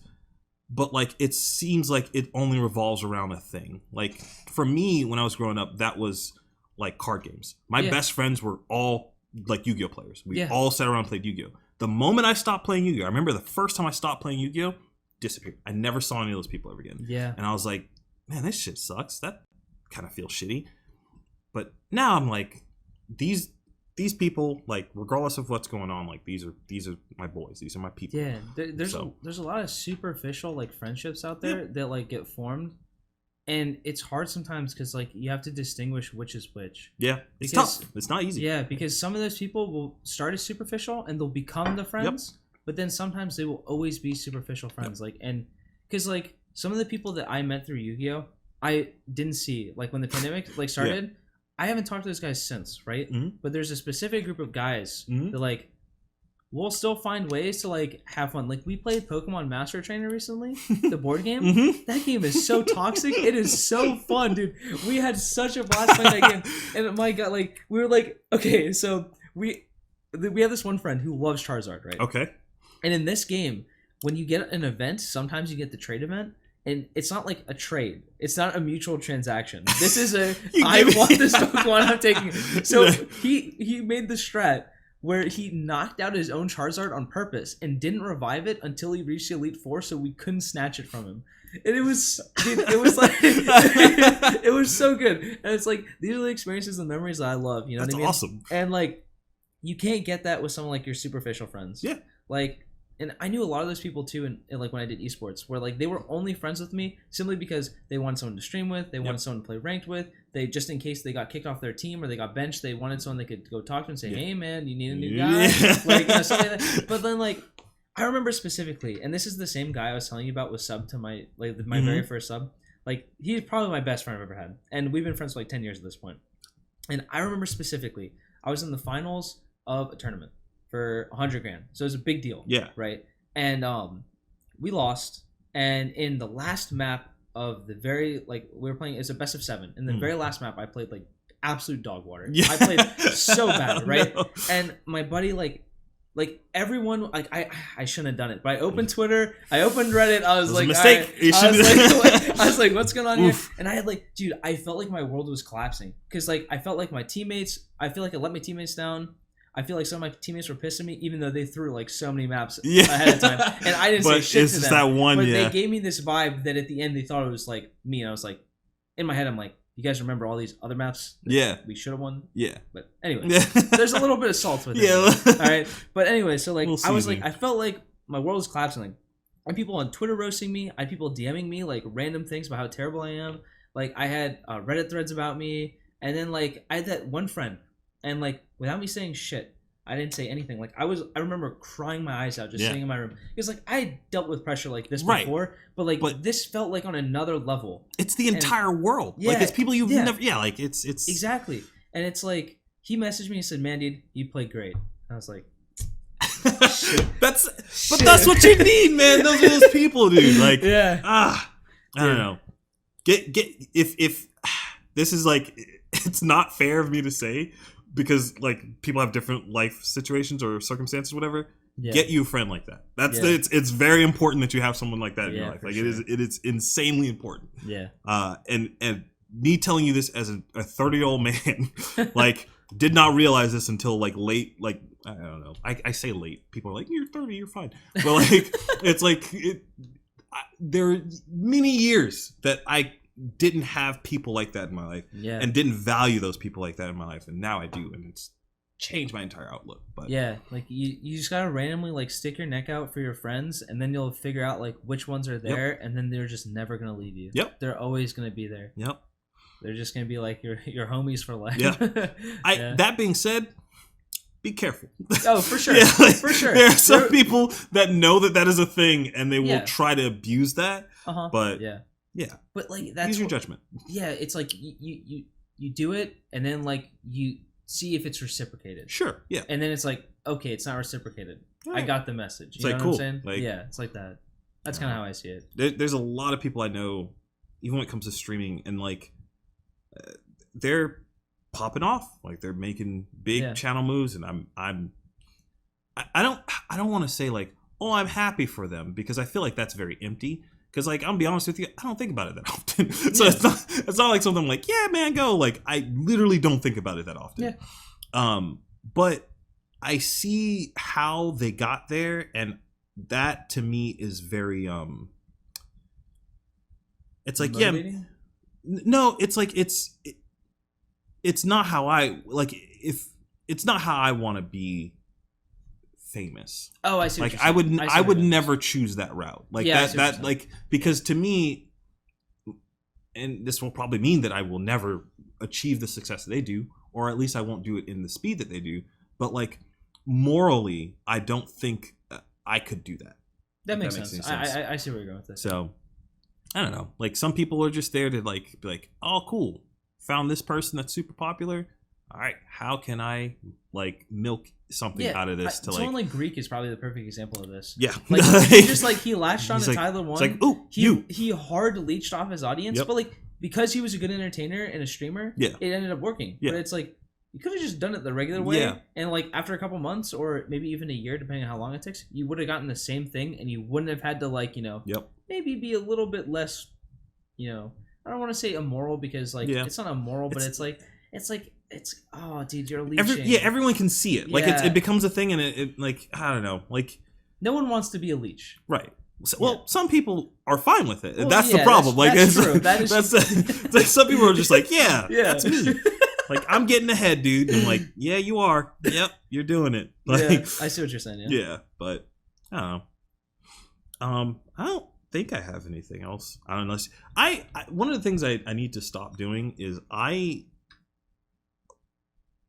like have like in my head I'm like, okay, I want to do this, this, and this, and this. Yeah. But I never like, other than the last episode with Gabe, like make a lot of time for you guys to ask questions and whatever. Like I don't know if you have anything that you had in your head that you want to talk about or whatever, but I don't really think about it. Yeah. I mean, actually there is a good one I have. Okay. So hit me with it. I was thinking about this today, and I wanted your opinion on it. I was thinking, I was like, Magic the Gathering, because I just started playing Magic again. I was like, Magic. You play Commander? Well, yeah, I just started playing Commander again. Yeah, okay. I was thinking about playing Standard too, because I have Arena. Yeah. So like, it's like maybe I'll play. I really like Call Time. Like this set, like was what really got me back into Magic. Yeah. It's like this set is like really cool. But yeah, so like I was like thinking, I was like, would you agree that Magic is the most casual while also being like the most competitive card game out there right now? Would I say that it's the most casual? I'd say, but also most competitive. Yeah. I would have to say that. Well, okay, so it is and it isn't. It is. It's definitely the most casual because of all the different formats that it has.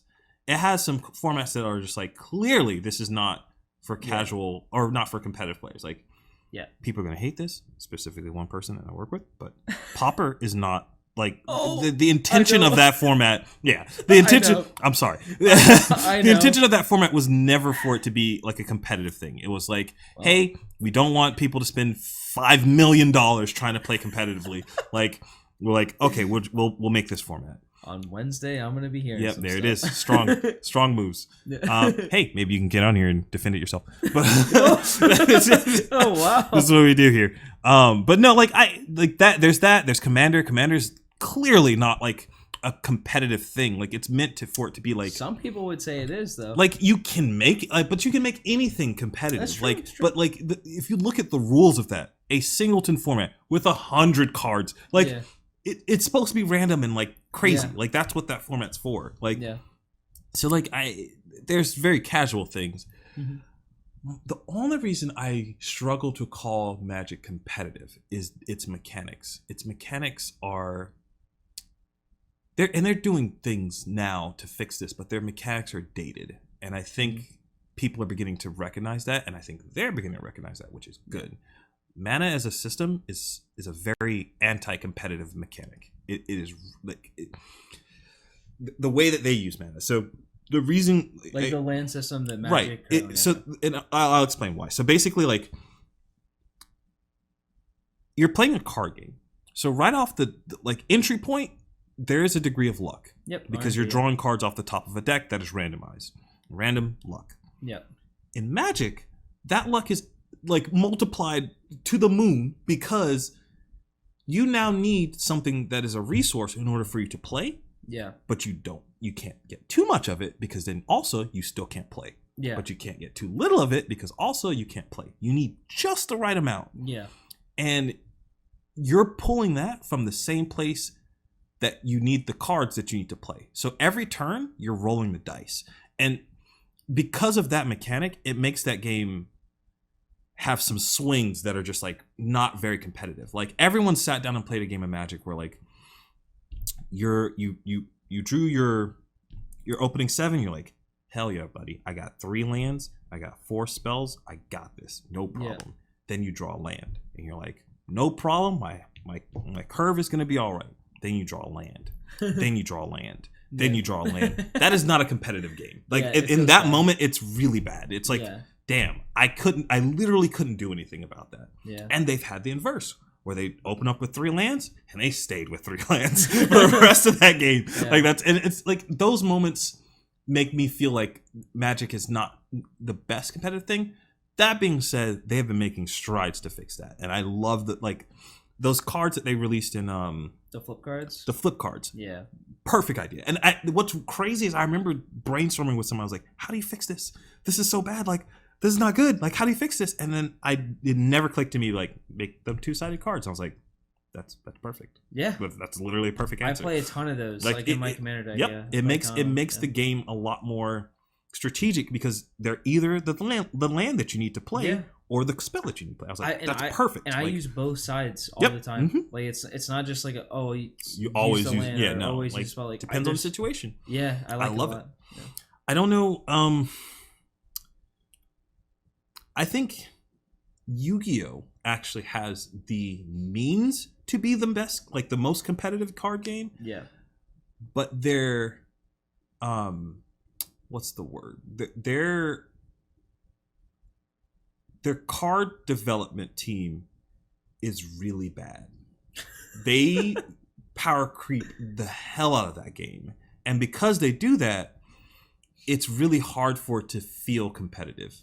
Because it's a lot of times it boils down to, did you have the hand trap?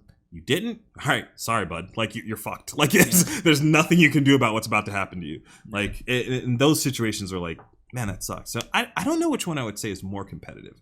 I think Yu-Gi-Oh! If they could find a way to actually fix a format, like the main format, it could be the most competitive card game.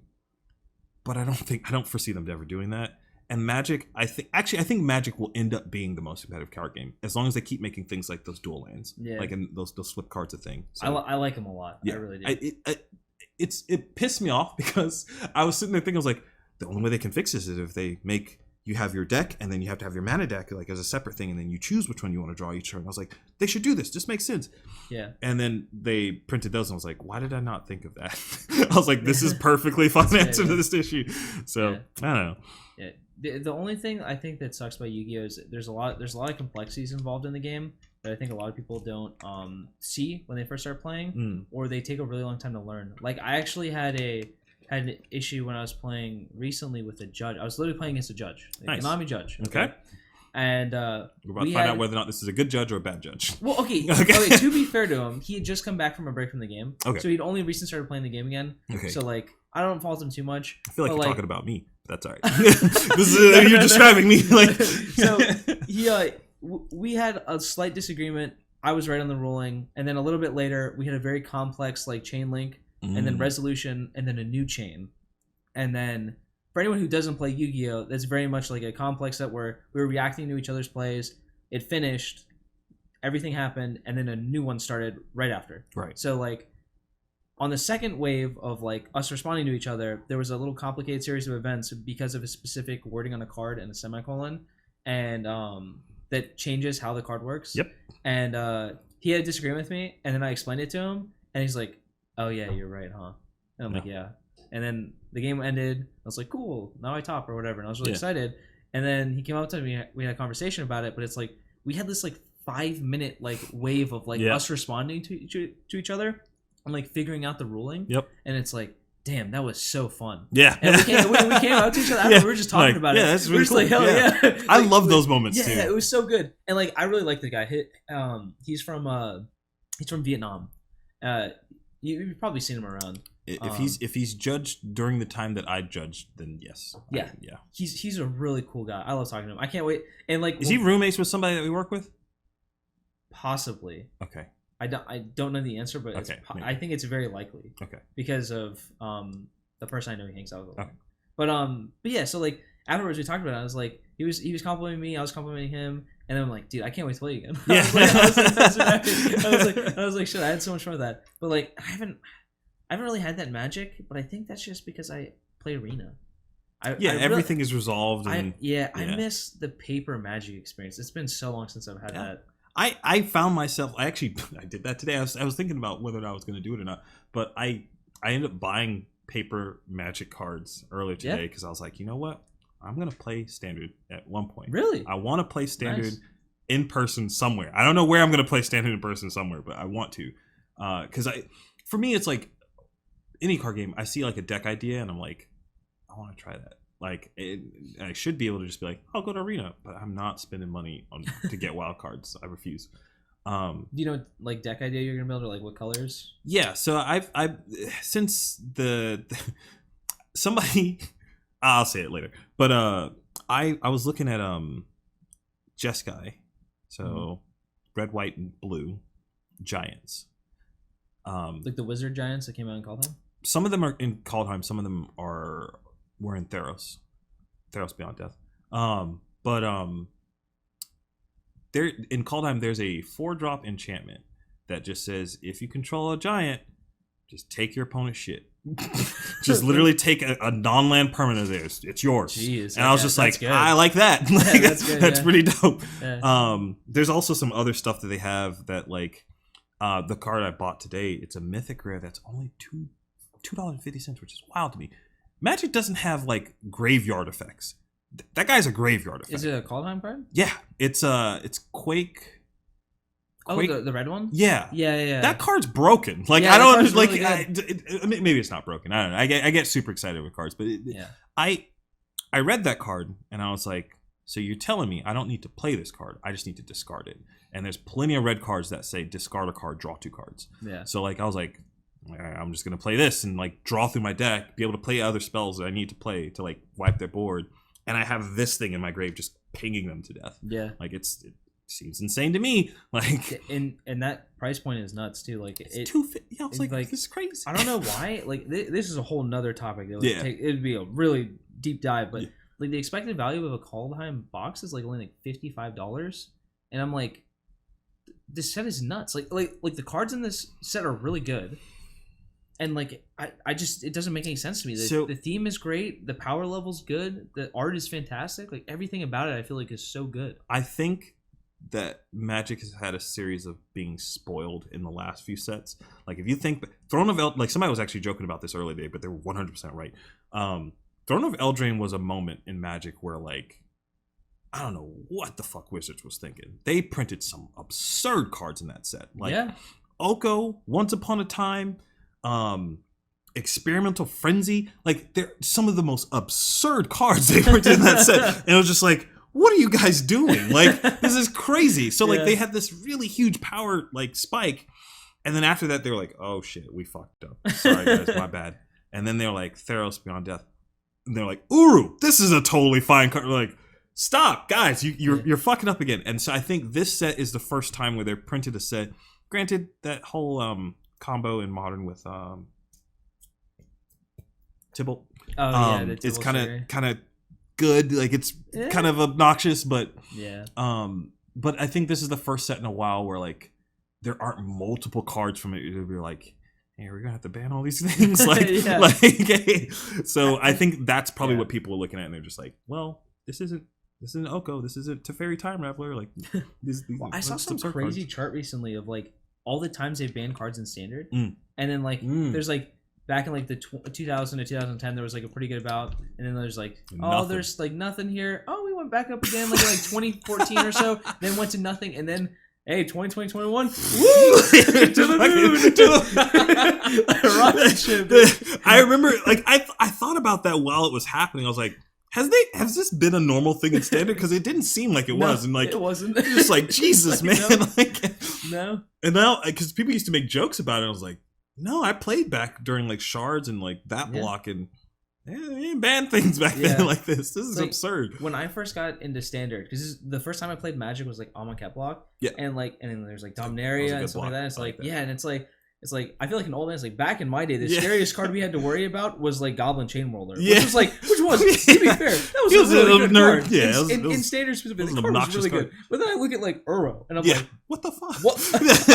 Okay, I was at a card store that we frequent, not the other one, but a different one. And I looked in the case because I was looking for like Simic cards for my Commander deck because I'd first gotten back into the game. And I didn't really know all the cards that had recently come out that maybe were good in Commander, you know? Yeah. And I saw this 3-drop, Simic card, big boy, mythic rare. I'm like, what does this guy do? I read it. I was like, what the? Yo, what? Wait, I was like, this was a Standard card? It's like for 3 mana, he can be yours. Like, and then I was like, how much is this card? And they're like $50, and I was like, yeah, sounds about right. I was like, yep, you need 4. Go ahead, come on in. Like, it's dude. My moment of realization of that was during that Kaladesh block. It was like Kaladesh and Aether Revolt when they had like those energy cards and shit. Yeah. And I was just like, I could still top tournaments, and I did with like mono red or like red black decks were pretty decent back then. Like Glorybringer and Hazard and all those cards were good. Yeah. Awesome. Good time. But the energy deck, those Teamer energy decks, I was just like, what do you mean you just have another resource that I can't interact with? You get to keep it permanently. It just is stored. I was like, this is crazy. Yeah. But like Golgari Constrictor. That was I was like, dumb guys, deck. what is, and I think, but even then, like, it was one of those things where it's like, okay, you could beat that deck if you either A, were playing a red deck that was just way faster than it, or B, also playing a deck that used energy in some other different way. Like you had options. Yeah. Now, or during like the throne time, like it was like, hey, 3-drop to fairy, you can't play instants. You can't play anything fast. Yeah. You can't react to anything I'm doing.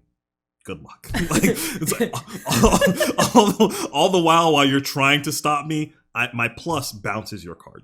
So I also draw a card.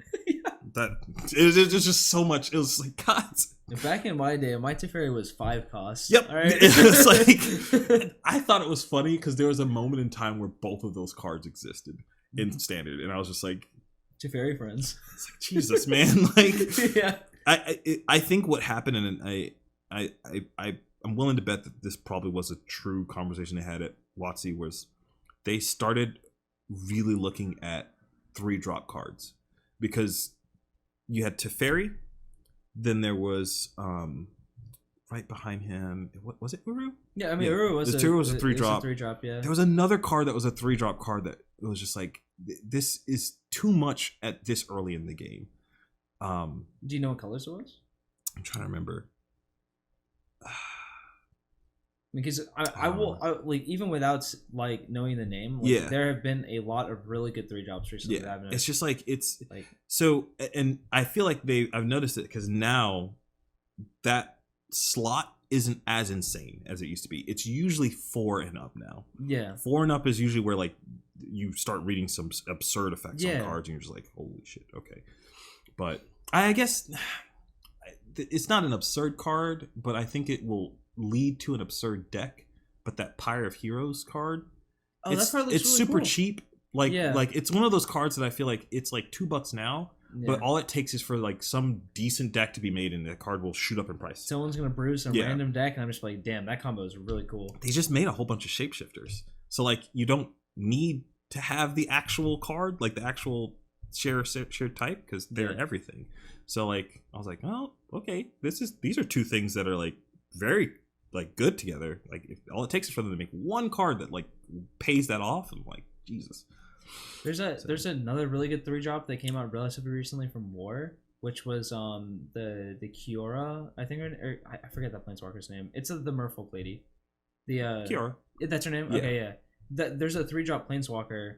That lets you draw every time a thing ETBs, and you can that untap card a permanent. That card is you gotta abuse the hell out of that card back in the day. Yeah, I love that card. That card is nuts. Yeah. I was like, that's another 3-drop. I was like, that is crazy. So, there was a point, because that's rotated out of standard now, but I used that card with Uro and Oko back in the day because because you could do that.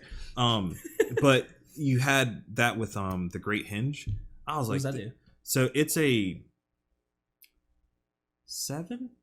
I think it's a 7 mana green artifact. Ooh. That says the colorless cost of it gets -1 for the highest power creature on the board. So you could easily cast that card for 2 green mana.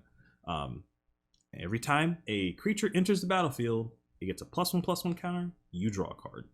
And then you can tap the Great Hinge to generate 2 green mana and gain 2 life. Wait, that's just absurd. Yeah. That's absurd. It's like a $50 card now because it's still in standard. Yeah. But I remember using that with Kiora a lot. Yeah. It's like Kiora would draw me a card, and then the Hinge would draw me a card. Yeah. And then like if I was low on mana, I'd untap the Hinge with Kiora, tap it again, generate more mana, gain more life, cast something. Like it was a lot. It was a good time. That does seem like a lot. It was a good time. But yeah, no, I Magic is fun. It's really fun because there's so many different like cards. Even in standard, I feel like people usually like. There's a lot of people that knock Standard for like having a small card pool compared to like Legacy and Modern and Pioneer and all those other formats. And I have respect for those formats too, but I feel like even with those massive card pools, there still ends up being like the top X amount of decks. Yeah, so, there are always going to be like some top, like, right. You know, meta or so whatever. that's the reason why I like Standard, because if I'm going to have to deal with the top X decks anyway, I'd rather just play with the smaller card pool. So like somebody can't just come out of the blue with like some random ass deck. Like I generally know what's in Standard. So yeah, it's easier to like get into the format. It's more expensive because you're having to rotate stuff. But I do wish Standard was a bit longer. Like I do think that cards should be in rotation slightly longer. But I do agree with you. I do like the smaller cards. So they extended that, which is nice. Wait, how long ago? So our current block of Standard, we don't rotate until September. Really? Yeah. Like we have Kaldheim that just came out. Yeah. Then we have both of those Innistrad sets, and then when the next set after that comes out is when things rotate. So we're gonna have a huge block of Standard, which I like that. Yeah, I like that a lot. It's that very actually, nice. That actually might have been like the tip to like make me want to play Standard. That's the reason why like I felt comfortable buying Standard cards, because I was like, well, I'll have these for quite some time. And I'll be able to play them at some point. So yeah, that's good. That's good. Yeah, like I like Standard. I might actually, man. And the more I think about it, the more I feel inclined to spend money on Arena. I just wish that we had the Pokemon like system in Arena. What do you mean? Where like you have a code card in the back of the pack. Yeah. And that pack you just bought in paper is also a pack on Arena. It's like, man, why can't we just have that system? They want more money. Yeah. The thing is, I would prefer if they just pick one. They need to pick either the Hearthstone thing, where like I can give you my card, like I can give those cards back to this game for something. I don't need, like, it could even be as bad as like for every 3 rare cards you dust, you get 1 rare wild card. I'd take that in a heartbeat. I just want to be able to build decks. Well, have you seen the Pokemon Auction House? Have you? No, I've never played Pokemon. Okay, so like the way the online Pokemon game works is that you can auction a card. So let's say I have an Uro, okay? And I was like, I want to get rid of my Uro. So I can now make a trade online that's like a little listing that says, I want to get rid of my Uro. I want 7 packs of Kaldheim for it. So then someone can trade you 7 packs that are tradable to you. What? And then you get the Uro. That's insane. Yeah. So that's how that system works. Or if you want an Uro for like, I don't know, let's say you wanted like some foil breeding pool. I was thinking of random card. Yeah. You wanted that 1-to-1 trade. If someone had that foil breeding pool, they give you that and they get the Uro. Like, that's insane. Yeah, it's a really cool system. I like that. Yeah. The only thing that does make people a little mad is you can. I specifically use the word tradable packs, because you can earn packs in the game just by playing. Those aren't tradable. You can open them, get the cards out of them. They're your cards, but that's it. You can't get rid of those cards. The only like packs and cards that you can trade with are like ones from the code cards that you buy from the store. So, yeah. I get that. Yeah. Business wise, I understand why they do it that way. Yeah. Because otherwise, no one would buy packs. Yeah. Like it makes sense. They like, would just grind the game and then like get what they want, like without spending any money. So I can understand why they do that. Yeah. I mean, the system as it is already super generous towards players. So exactly. Like, I'm not gonna be upset with that. Dude, if I got codes out of every, like, I'd probably buy more Magic packs. packs. I'd be buying packs almost every day. Yeah. Like I'd gladly be buying, like, all right, hit me up for 5. Like, that's kind of what I think. Like, I don't even think they would like lose that much money, because they're already selling tons of things on Arena. Like, they're selling like the token things now. Yeah, those things are expensive. They're not cheap. I was like, oh yeah, I was like, listen, I want a bear token, but I don't want a bear token that bad. Right? Like, the other thing I found that was a little strange, and this might just be me being like whiny and complaining about their UI, but like changing your land base to a different art. Unintuitive. It should be way easier. Yeah. Like I remember like I unlocked a bunch of unlands. I was like, nice, these should like full art lands. I was like, great, awesome. And then I like went into the game and I started playing, and then I just auto generated, like, I needed some forests, put them in there. When I started playing, I cast like I played a forest. I was like, oh shit, that's not the land that I want. I was like, okay. And I went back out and I was like, all right, how do I put these lands? And then I was like, oh, you have to literally one by one put them in. I was like, guys, like, this is ridiculous. Like, you got to do better than this. It took me like 5 minutes the first time to like change land artworks. I was like, had to like navigate the whole system to like figure out how to change the land art. I was like, dang, this is so bad. Like, this is not intuitive. Like, I guess they probably do it that way because there's so many different lands, and now with Snowlands being in the format, maybe like that it's a necessary evil. But yeah. I don't know. I was laughing earlier when we first started talking about Magic because I was at the gym on Thursday, and somebody, I don't know if he was joking, he might have been serious, where he was like, yo dude, like when you get me on the podcast, and I was like, oh, that's cool that like he watched my stuff, but then he was like, what else do you guys talk about? And he's like, you guys talk about Magic? And I was like, I did this one time. Like I did it one time with Gabe. Yeah. And now people think that I'm like, I don't mind talking about Magic. I don't mind talking about card games or really anything. It's why it's called just about anything. But I just thought it was so funny that like the one time I did, followed up by the next episode also has Magic in it. I was like, well, I could talk about Yu-Gi-Oh all day. Yeah. Like I live and breathe Yu-Gi-Oh. Like my Discord is Yu-Gi-Oh. Like just today, like a bunch of people messaged me like, hey man, you trying to go to Kissimmee locals on Sunday? I'm like, listen man, I'm trying to drive an hour. I'll wait till Monday. That's one of the things, like I used to do that when I was younger, especially when I was like actively judging a lot. Yeah. Dude, I would travel states to go judge events. When events come back, yeah. I'll do it. Yeah. Just like I'm not trying to do it for a local. Yeah. There was that one place in Claremont. That's too far. I'm not driving out there again. Yeah. More power to that place. I'm not going to say the name of that place, but yeah, I was not happy with my time there. But also it was like a little bit over an hour drive to get there. Yeah. I'm trying to think. Oh, there's that one place in Kissimmee.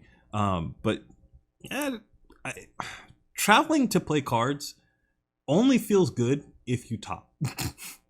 If you drive like an hour out somewhere and you bubble in like 9th place or something like that, yeah, dog, you're selling all your cards. Like that's the feeling. Like you're just like, yep, I don't want anything to do with this game ever again. Well, when we still had events, I remember I traveled for a Force of Will, I don't know if it was called a GP. It was some big event, Force of Will. I feel like now that I know that you've played Force of Will, what? Every time you've said anything about Card Fight Vanguard, I don't know if we could take that seriously. What do you mean? Feel like wait, hold on a minute. I feel like that game was way worse. No. Well, okay, let me rephrase it. It was worse at the time. Vanguard has gotten worse now. But like I remember seeing that game and being like, what is happening here? Force of Will has a couple bad apples, right? Most of the game is very fine. Oh my god. Whereas like every other artwork in Vanguard, there's like some like 8-pack or some other thing that's, not good. There's whole sets that I see of that thing and I'm just like, all right, cool. We're selling this. All right. But yeah, so I remember traveling for an event, and this was my very first big event. And to this day, it's the only like big event I've ever gone to. Because the only other, like, when I started getting competitive in Yu-Gi-Oh, the only one that happened before COVID here, my boss had, I requested off.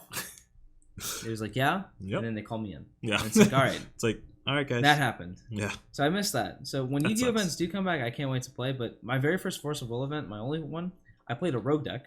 Okay. I thought it was going to be good. Mm-hmm. Turned out I played my worst matchup, like, every round.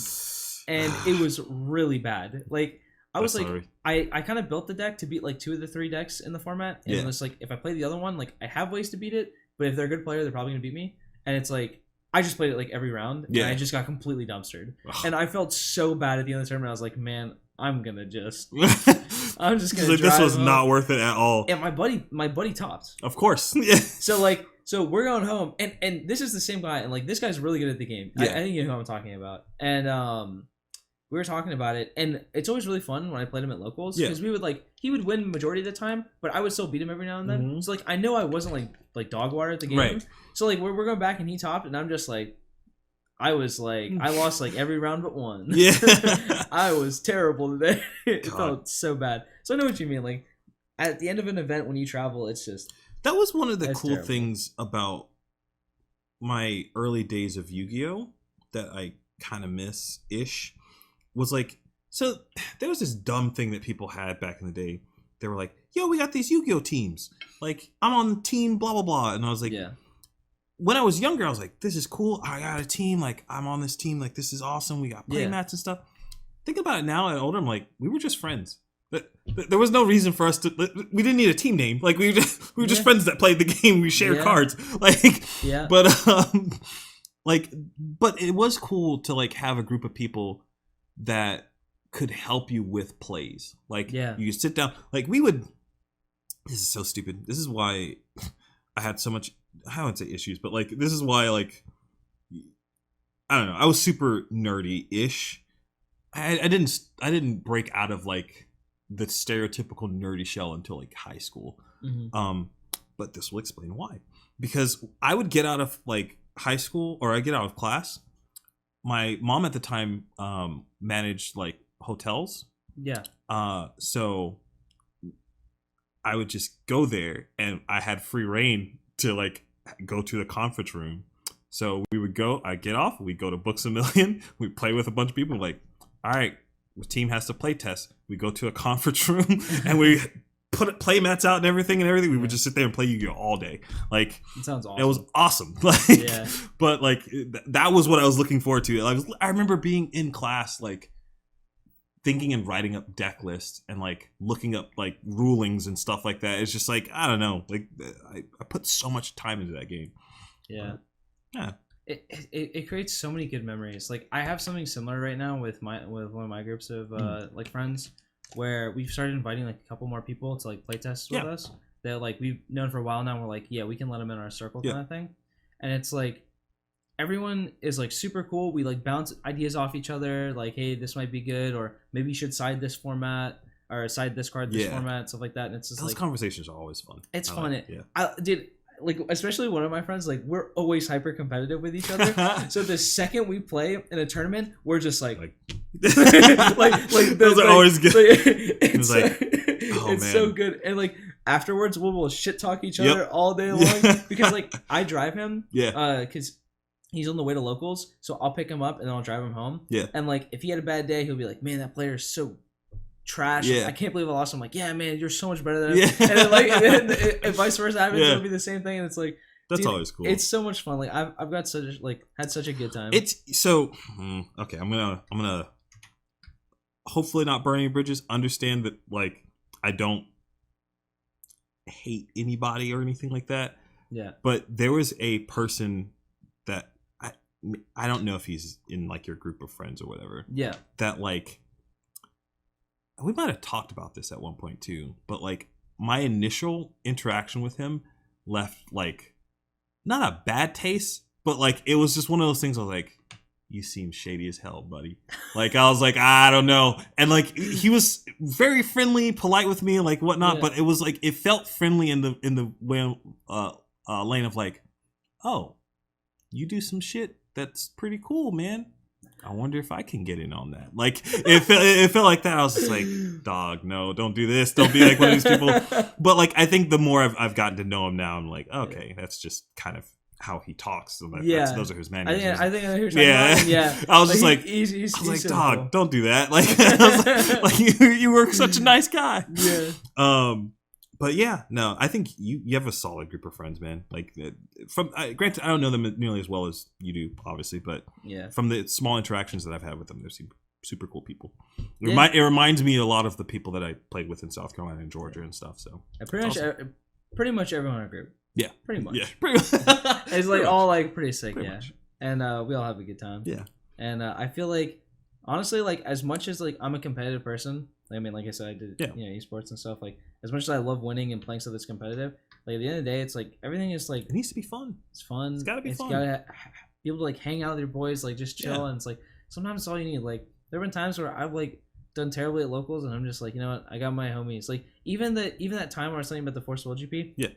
On my way home, like I was feeling terrible because he topped and I was like, shit, I'm supposed to be there with you. But like at the same time, like he was going through some like really hard shit, and him getting that like special like card at the end for like topping, I was like, damn, dude, I'm so happy for you. It's like and this is like talking about some really deep stuff, but like he was like literally borderline like suicidal. and like he was having like a really like hard time, and then all of a sudden like he just had this happy moment where he's been in like a sea of like bad news for weeks, and like I hadn't seen him smile in like a month.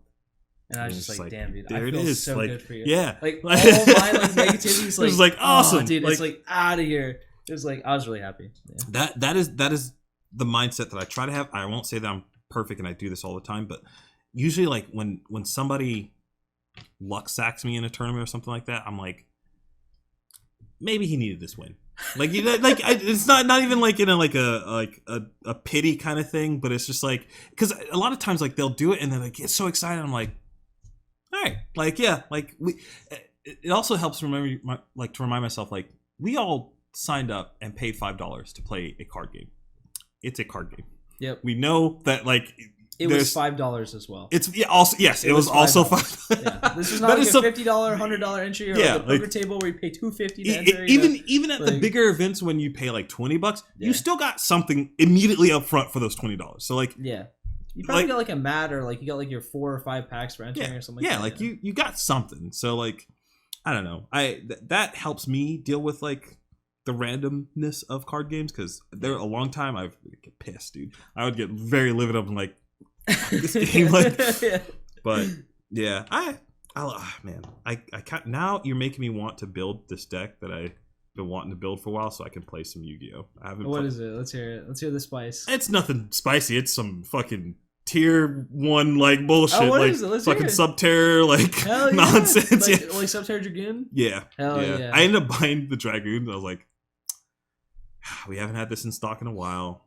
It's $50. I'll buy it. Like, I was just like, let me just get this out of the way. Did you see the Gravekeeper Dragoon build? Someone told me about that, but like, it did get a top recently. Top what? It was like a top 16. Yeah, that's what I was expecting. I was like, if you tell me top 8, I'll be surprised. Only thing that sucks about that is the new pot card is like a pretty big aspect of it for sure. And that card is $300 for a playset. Let me tell you something. That this hot take of the day. All right. Oh, hot take. That card sucks. You are so wrong. Okay, so it has way too many stipulations on it. Like what? Let's pull up the card. We're gonna go to our trusty web browser. I don't remember the card's name, but we're gonna find it. It's like Pot of Prosperity. Yeah. Oh boy. This card is so good. It's not. It's so good. I think we will, like, people will see why it's not as good as they think it is in a little bit. Oh my god, that was not what I wanted to do. Okay, hopefully this works. Let me just make sure that this did work. It did. Okay, good. Okay, so I'm gonna read the effect. All right, we're good. This is the Yugi Tube portion of the podcast. Banish 3 or 6 cards of your choice from your extra deck face down. Yep. This is a totally fine cost. Phenomenal. Yeah. Nothing's wrong here. Yeah, this is fucking insane. You get to choose. Yeah. These cards are cards that you're probably not going to use anyway. Yep. Great. Yep. For the rest of this turn after this card resolves, any damage your opponent takes is halved. Sure. It's a drawback, not a bad one, especially if you're going first. It doesn't mean shit because you can't really deal damage anyway. So not the worst take thing. Dark Ruler No More, for instance. You don't do any damage, and people will play the shit out of that card. But Dark Ruler No More, you're going second. That is a going second card. Yeah. This, I think, is a going first card. Yeah, it is. Like, it's at its best when you're doing that. Yeah, for sure. All right. Also, excavate cards from the top of your deck equal to the number of cards banished. Excavate is just mill. You put them from your deck to your graveyard. Add 1 excavated card to your hand. Place the rest on the bottom of your deck in any order. You can only activate 1 Pot of Prosperity per turn. You cannot draw cards by card effects the turn you activate this card. Yep.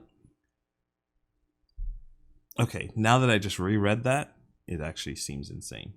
I'm telling you, so the reason why I thought it was bad was because I thought you couldn't draw or add cards from your deck to your hand. Yeah, you can still search. You can still search. You can add an Alistair, normal summon, and add an invocation afterwards. Okay. Or something, I actually won a match in a tournament with this. I normal summoned an Alistair, they ashed it, I went Pot of Prosperity, banished 6, grabbed an invocation off the top. So I got it anyways. So either way, I got the invocation. I got the invocation. Yeah. Okay. This card's really good. It seems really good. Yeah. It's too expensive though. Oh yeah, it's way too expensive. 100. Yeah, for sure. It's That is a problem, I think, with card games. Some cards get like inflated like to an absurd degree.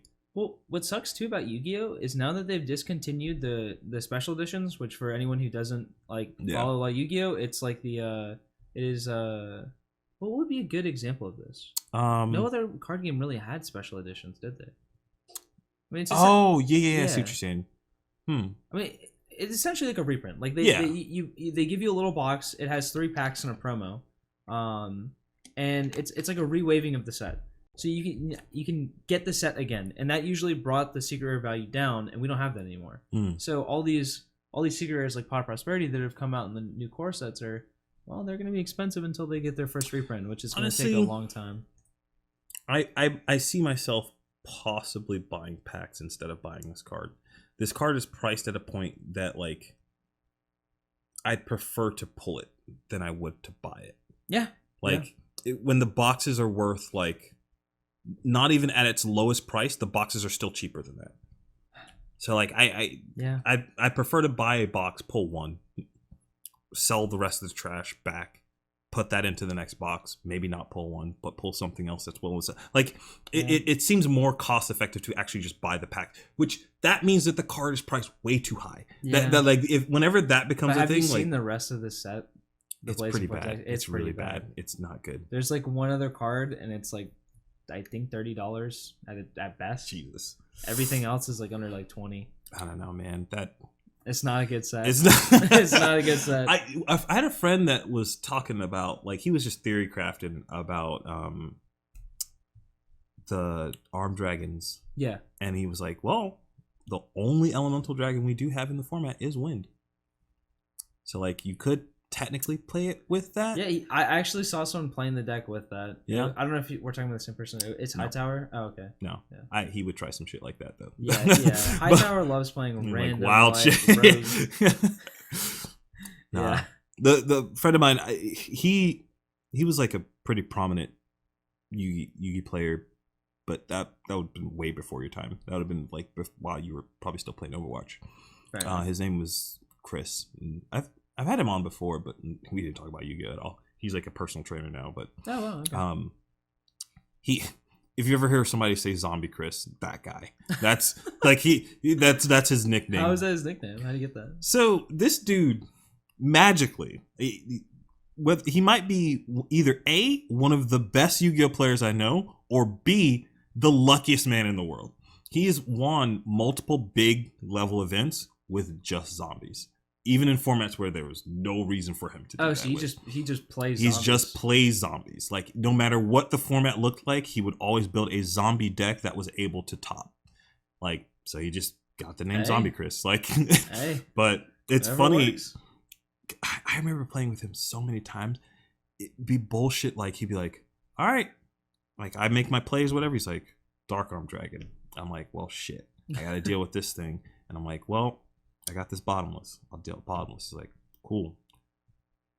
BLS. And I'm just like, how do you have both? It was back when it was at 1. Like each of them was at 1. I'm just like, dude, how do you always have both? Like multiple times. It's just like, dude, holy shit. Jeez. But he always laughed and he was like, yep, because he had like the original secret rare printing of the BLS and the original secret rare printing of the Dark Arm Dragon. So he's like, it's the rarity. That was an expensive ass card too. All of his decks are that. He doesn't even play that like often now, but like if you looked at his binder, it's like, dude, like what the fuck? I did. There was a guy who came in to a certain locals the other day with a binder. I promise that binder was somewhere between 5 and 10 grand. Jesus, what was in that binder? It's so crazy, man. Yeah. Like, I there was a point in time where I had stuff like that, but now, man, I can't. Yeah, I can't. I can't be keeping all that stuff. I like if I get stuff like that and I'm not using it, I'm like, sell. Yeah, the most expensive card I ever owned was a shiny Charizard, like not the original one, but the one that came out in Hidden Fates before they started doing all the shiny sets again. Yeah. And I got that one graded, and I just got it graded, and I sat on it. It went up like crazy because of the Pokemon boom, and I was like, all right, later. Gone. Yeah. I don't know what it is with Pokemon players and this attachment to Charizard. It's like, Blastoise is just better. Yeah. Like come at me. Like anyone that says otherwise is wrong. All right. Oof. I don't know about that, man. Like of the three. So okay, aesthetically, maybe, but mechanically and game wise, pure aesthetics here. okay, aesthetic, yeah, I guess I can see that. Like, he is the cooler looking, but damn, Charizard, they've He's powerful. Yeah. he's powerful, but like they've given Charizard some like ridiculous stuff over the years, like just insane like abilities and whatnot. So Yeah, I don't know. Yeah, Blastoise, well, Venusaur definitely gets no love, but like Blastoise, like he's like middle of the pack, I guess. Like for me, like with Pokemon, I know a lot of people try to like take Pokemon like very competitively, and I'm not even gonna say the TCG. I just mean like the game in general, yeah. like the game Oh yeah, specifically. that's fair too. Yeah. Like I've thought like I've always thought this Pokemon is like the very casual like game, and I know people take it like really competitively, and like more power to you if that's you. But like the way I see it is like Pokemon is a casual game made for casual people, and when I like pick my Pokemon team, I don't like care their abilities. I don't care their IVs or is it IVs? Yeah, it's IVs. Yeah. I don't care like the male or female because I know sometimes that has an impact too now, and it's like. I get the coolest freaking Pokemon, and I like water types, so all my teams are like, it's usually 4 or 5 water types. Yeah. And that can be objectively wrong. Yeah. I don't care. It's Pokemon. I'll take it into the grass type gym leader. Yeah. I don't care. You're like, you have to be like absurdly high level to be able to be just like, way. yeah, we'll grind, boys. Yeah. Like, Well, like my one, because like I always try to get a Gengar in every game. Because like I usually get like 4 water types, a Gengar, and then 1 Flex. That's pretty much always my team, right? And it's like whenever I get to the grass type or whatever gym, or like the lightning, I'm like, all right, it's either Quagsire for the lightning guy, or I need a Flex spot that's gonna kill grass. That's all I got. I kind of do the same thing too. Like Gengar is easily one of my favorite Pokemon. Yeah, it's like the only plush collectible thing that I have in my room is a Gengar sitting on a shelf. Oh, sick. Which now that I think about, I don't know why I don't have it out here somewhere, but I don't know where I put it. But yeah, like I don't know, Pokemon. I've always tried to play casually and like enjoy it. I thought I was gonna get into Sword and Shield a little bit more competitive, but like I got to like the 3rd gym and I was like, I hate this game. Really? Yeah, I did not like it. It wasn't. I don't think it was anything in particular with Pokemon. I just think, or particularly with Sword and Shield, I think it was just I hit a point with Pokemon where I was just like, I'm bored. You guys make the same thing every year. Like you sure, yes, there's new Pokemon in this, that's cool. And there's like the Dynamax, but it's like but the mechanics are just the same. I want to play something different. Like I think I'm not gonna bring it up because I talk about this almost every podcast. But there's another Pokemon game called, well, no, it was a fan-made thing that got shut down, but it involved basically you walked around a world like you did with like trainer, like whatever trainer you picked on there, but the battles were action battles. Oh, that's cool. So like you throw out the Pokemon and you'd have to like dodge attacks and stuff like that, and like you throw out your different moves. And I was like, awesome. I want to play that. Like that's what I want from Nintendo, but they're never gonna make anything like that. Yeah. So. I mean, they did make the Pokken or the yeah, I thought that game was really fun. It was neat. It was just one of the moment I read. So, my brother and I were like, we saw it, and we're like, hell yeah, we like fighting games. We play Smash Brothers all the time. Like this is great, no problem. When I bought that game day one. This is when I was working at GameStop still, and you couldn't play. Well, both players couldn't use a Pro controller when the game first came out. Why? You just couldn't. That was just how they programmed the game. And like we were like, they have no intention on making this a competitive game, if that's the case. And we both were very disappointed. We were like, not worth learning. Like if there's no competitive scene for it, we're not gonna sit here and play this game.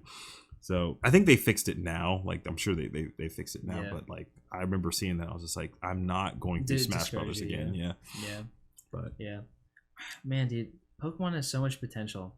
It's actually because like there are so many people out like at work that have been like, oh yeah, you should totally do VGC. And it's just like normally I'm very upfront with how I like feel about certain things. Yeah. But like with this topic, I always like refrain from talking too much about it because I know like some people take Pokemon super seriously and I don't want to hurt their feelings. Yeah. Because I'm just like, man, dude, this game is just not meant for that. Yeah, it's not. Like it's just not.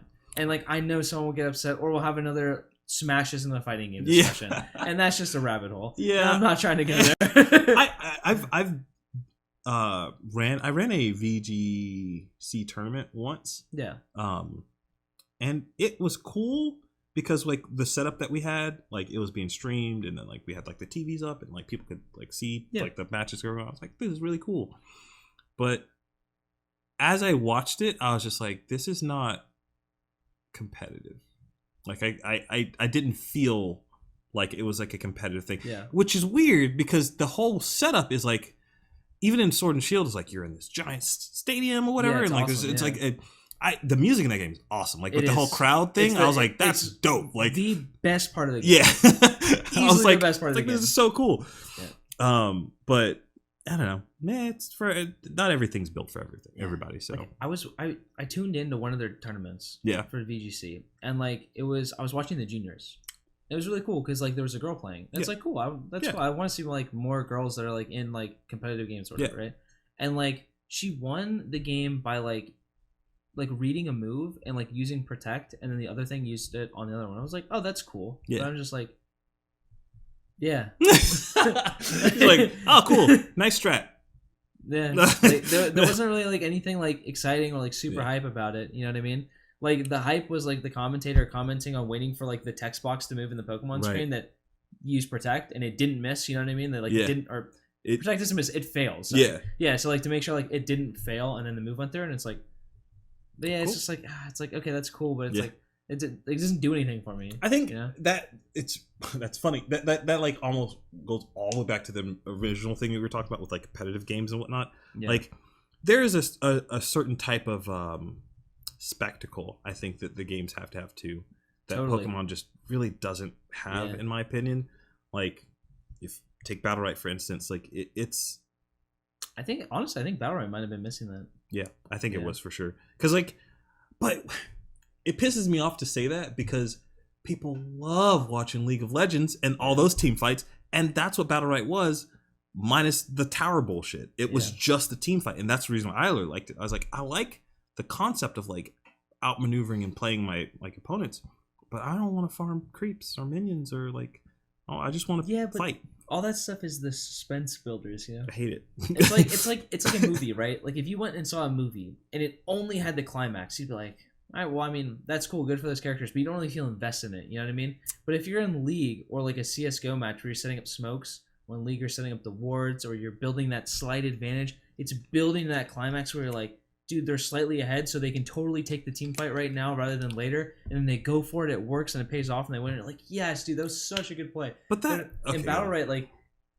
that is actually for sure one of the things that was missing. Even though the game was good and the fighting was good, and like being able to dodge or like move away from abilities had like that impact or like suspense. I guess it's like League sometimes it's like in CS:GO like it builds it a little bit better, and then once it executes it, it's a little bit more like gratifying. You know, I agree. There is no build up to the excitement, but I feel like it has the same excitement as like a fighting game. Yeah, like because there were moments in that game, especially in the 3v3s. Yeah, if your team, like for whatever reason, your support and tank or whatever classes that you were playing, like your team comp was, if they died and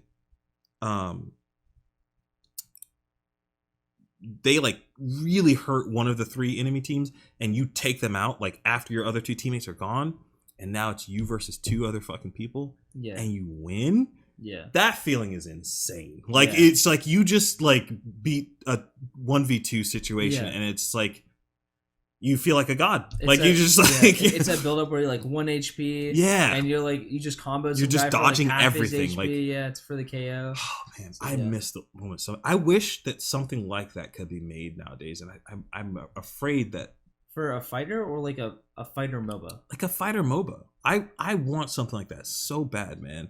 Like there's nothing, because there's no like luck. It's all skill, and I feel like those kind of games aren't really made anymore, and I'm kind of concerned about that. Like, I hate this argument, but there's always the argument that luck also helps push the competitiveness in the game. I know that sounds very counterintuitive, but like if you have like, so let's say you ever seen that famous clip of like the 1 to like 10 million odds of like Magic at a GP in the finals?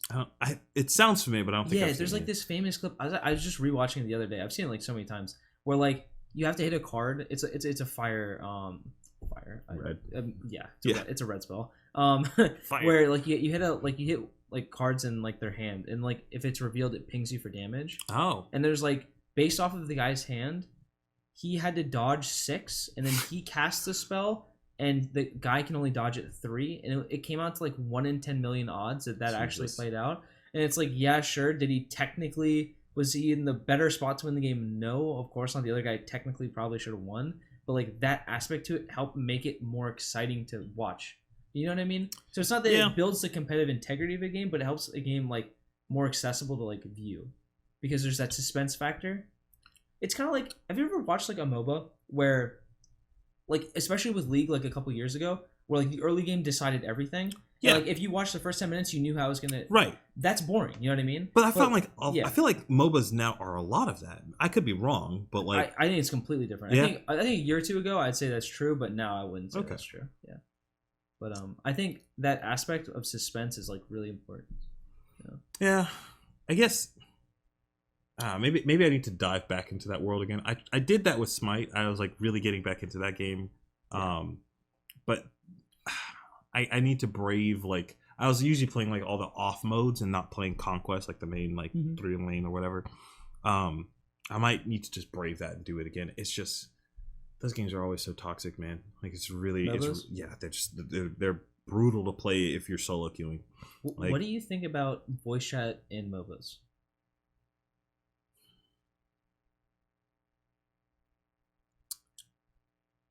I think it should be a standard. Like generally speaking, I think voice chat is the only way voice chat can be like not necessary is if you have something as robust as Apex Legend. Their ping system is like perfect. It's great. It has everything you need and it's quick. Like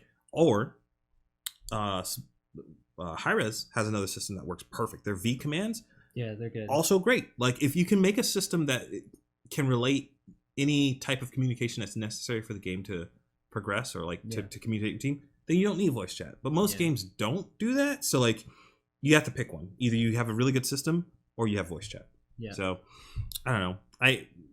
Even with those systems though, I almost would prefer voice chat, but because I've heard arguments where adding a voice chat to a game like League or like something like that would just make the game 10 times more toxic, because you don't want to let those people ramp it into the voice comms, right? So yeah, I've heard the other coin, which I kind of agree with a little bit more, but I'm not like sold on it. Is that like voice chat actually makes most people less toxic? It only enhances the far spectrum of toxicity. Does that make sense? Yeah, I mean, I don't. Were you tuned into? That was like a big debate on Twitch for a while about whether. Well, it's a debate. I know exactly what you're talking about. Yeah. Yes. Yeah. It was very frustrating to me. Yeah. It was very frustrating. I was just like, that's a bad take. It was a very bad take, because it's like, as someone, especially someone who's competitive, it's like the voice comms for like high level solo queue or duo queue or whatever it is you're playing are like, they're integral, because like we need to communicate, hey, are you pushing here? Are you switching now? Or are you switching later? All these things were like integral to the game, and it's like these aren't things, especially in a game like Overwatch, because that was actually the context of the situation. It was like those are not things you can calm. Overwatch is a fast game. You have set when you die, you have like 6 to 12 seconds depending on what mode you're playing on to like respawn. It's like, or you could get rezzed. So like you need to be ready like anytime. It's like that happens to me so often. I wish like my Mercy would just be like, hey, I'm about to res you, or anything. Literally any sign that they could let me know that that's about to happen. I was like, oh, it's actually funny you mention that, because an integral skill for Mercy players at Pro Play was like we would use the words looking to res X.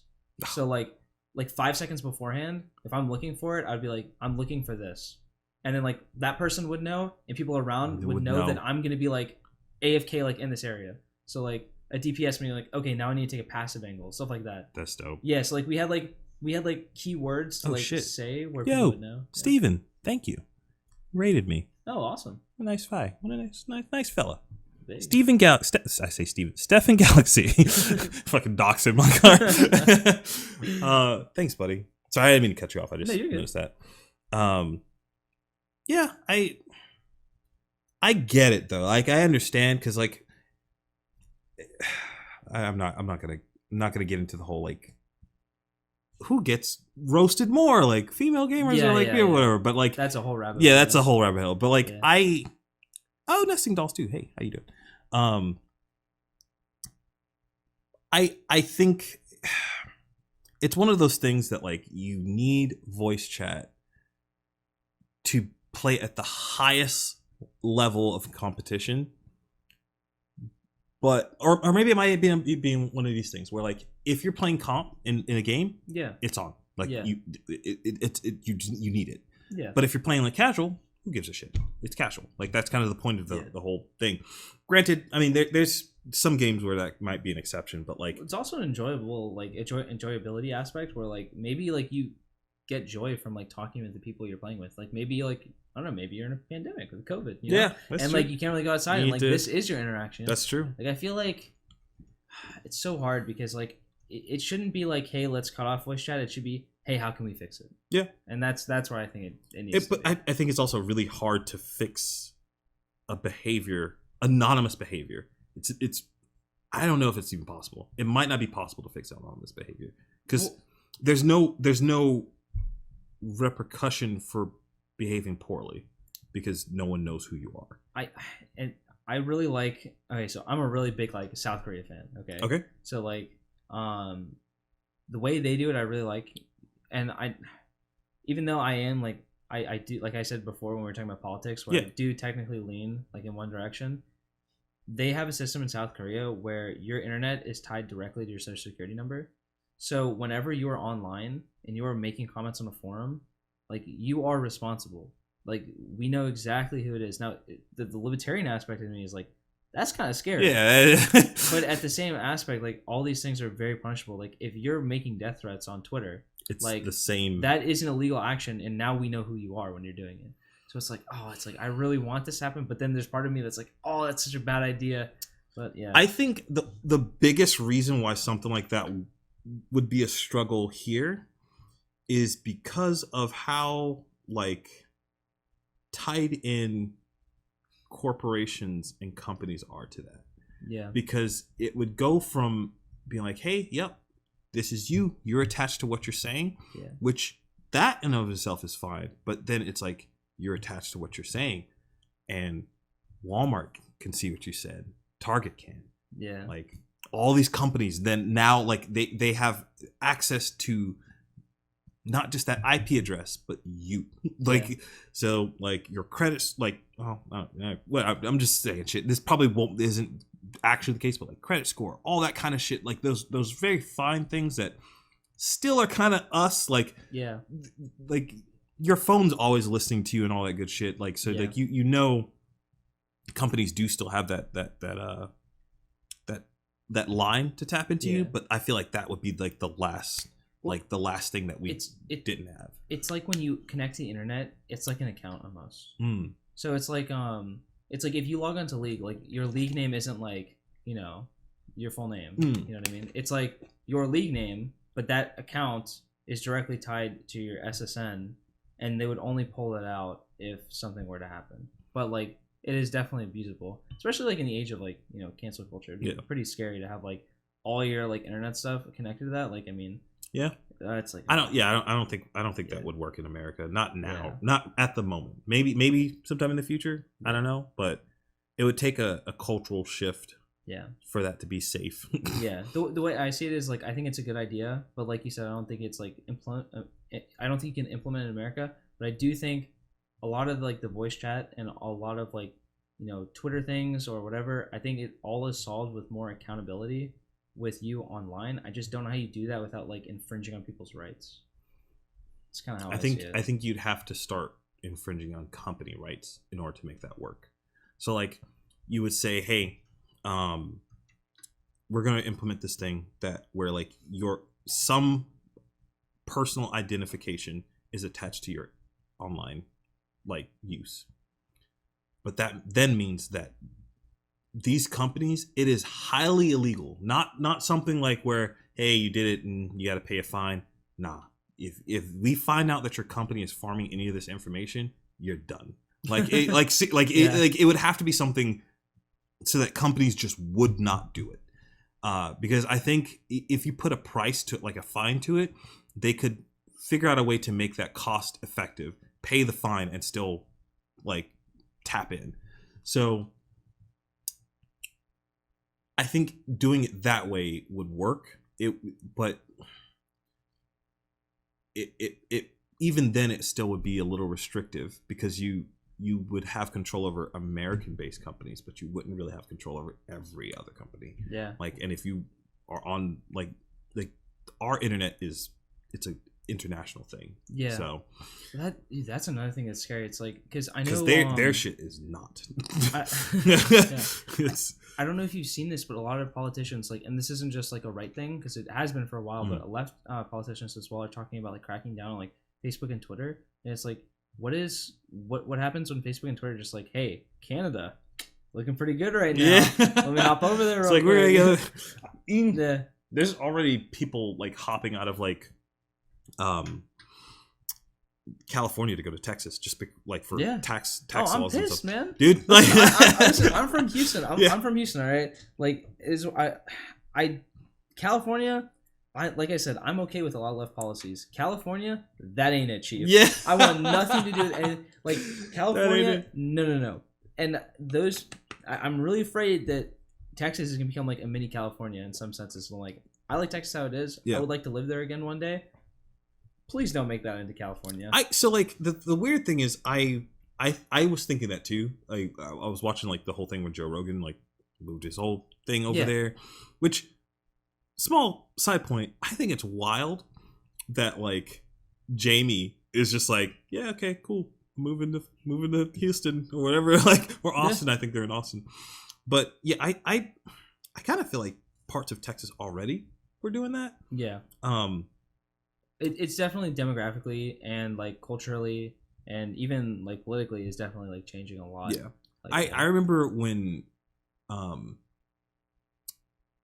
Rooster Teeth was doing all their like vlogs and stuff, and I saw the area and the type of like culture that was around, because I think they're in Austin too, if I'm not mistaken. I wouldn't be surprised. But I remember like seeing Austin, I was just like, that is not what I thought Texas. No, yeah, it's crazy. It's very, very much like Cali kinda, which I've been to California a few times, and it's, I don't know. I don't. It's not a place I would want to live. It's nice to visit, I guess. Yeah, I feel the exact same way.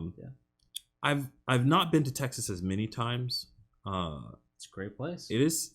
I've only been there twice. I got a call, or not, the same job that I went to go do last weekend. They were like, "Hey, you want to go to Houston and shoot a thing?" And I was like, "Hell yeah, I kind of do." There's some COVID related things that I'm like, oh, fuck, I want to go do this, but I don't want to have to deal with all this shit. But yeah, I'm thinking, I don't think that they will change like all of Texas. I think that those pockets will change for sure. Like there's no way around it. There's too many people that have like moved there. I think Florida's going to have that same problem too. I don't think a lot of people either see it or talking about it yet, but Florida's going to have I'm actually worried of the opposite, because Texas, I feel like, is becoming a lot more centered. Yeah. Whereas I've noticed that a lot of the people that at least I've seen online, and a lot of like things I've seen about people moving to Florida, has been a lot more like actual like right wingers, like not like Republicans, but like right wingers. You know what I mean? Where I've seen like a lot more people on the far right that are like making Florida their home, and I'm just like, I'm not a fan of that. No, I don't know if I like that. Yeah. I was always talk and joke about this with my brother a lot, where like this whole lockdown thing, all of these other states shut down, and whichever way you want to talk about it, or whether you think it was a good idea or bad idea or whatever, the thing is, Florida, our economy hasn't taken a hit as bad as like other places have, like other states, like New York or like California. Yeah, like those places, they took huge hits. So if I were a business owner and there was any grant or anything I could take that would allow me to move to Florida, I'm taking it easy. Like that, I wouldn't even think about it. Yeah. So that's what I'm concerned. Super Bowl. Yeah, Yeah. like Yeah. I'm genuinely like concerned that we're gonna have like the same issue that Houston and Austin are having, like maybe 2-3 years down the road. Yeah, it's possible. But Yeah. hopefully it doesn't. I don't want to be that guy who has a podcast to talk about traffic. Because that's literally everybody that lives in California is like, dude, the traffic here sucks so bad. I'm just like, dog, like that's everyone. Everyone's but Yeah. It's only natural that like places change and like demographics change. There's nothing wrong with that. It's just I just hope that places don't get too radical. Like one of the reasons that I do like Florida is for a while it seemed like we were very neutral in politics. Like sometimes we had Democrats, sometimes we had Republicans. I felt like we had like a really good like balance of like, you know, not only power but ideas. You know what I mean? But I feel like it's shifting away from that. I don't think I like that because anytime a state has like a one party rule, I feel like they make bad choices. You know what I mean? Yeah, that's true. So like, but also sometimes I think it takes those bad choices for it to swing. So like if you have like a pendulum and it's been kind of hanging out here, something happens, pushes it all the way over here. It hits that so that it can swing back the other way. Like it's annoying because it's going to take a long time for it to get back here. But like sometimes, I mean, like if you look at like California, New York, like they've made a lot of really bad decisions for a long time. And like they don't seem like they're ever electing anyone that's not like very far left. I'm not a big fan of that. Yeah. And the same with like if you look at some like the deep South states, like some of them like their choices don't have much of an impact as some other states because their populations are smaller. But like when they make like bad decisions, it doesn't really feel like it affects the people that live there. Yeah, it does for sure. Yeah, I mean like people in like California, New York are super suffering. I'm not super aware of like anything recently like in the southern states, but I'm sure there's something right now. I have such a bad taste of the Carolinas growing up there. Like they're pretty. I love like the mountains and like hiking and stuff. That stuff awesome. The people, I'd say like a good 40% great. That other 60, holy shit. like what specifically? So they just let's go ahead and alienate some audience. They just feel they feel behind. Like everything just is slower there, and to a certain degree, you can say, well, life doesn't need to move that fast. Like, there's something beneficial about stopping and smelling the roses and everything. But at the same time, like, I hate feeling behind the rest of the world. So like when you say behind, do you mean like politically behind? Do you mean like are you talking about like them just like not upgrading things fast enough? Because like a lot of stuff in the South is very old. Like that it's like technologically sometimes I wouldn't say it's political, but just literally the way people think. Like they're just not introduced to different ideas. That's true. Yeah. So it's just like it's not their fault. Like Nesting Doll is saying they're very homogenous. Homogenous. There we go. I can say for a second. Homunculus. Like, no. Yeah, it's true though. Yeah, like it's just everything is kind of like just in there, and I don't know. I grew up. I spent 17 years there. Like it's just it's not bad. I always would tell people I'm like it's a cool place to raise a kid. Yeah. But that kid will almost always indefinitely grow up and want to get the fuck out of there.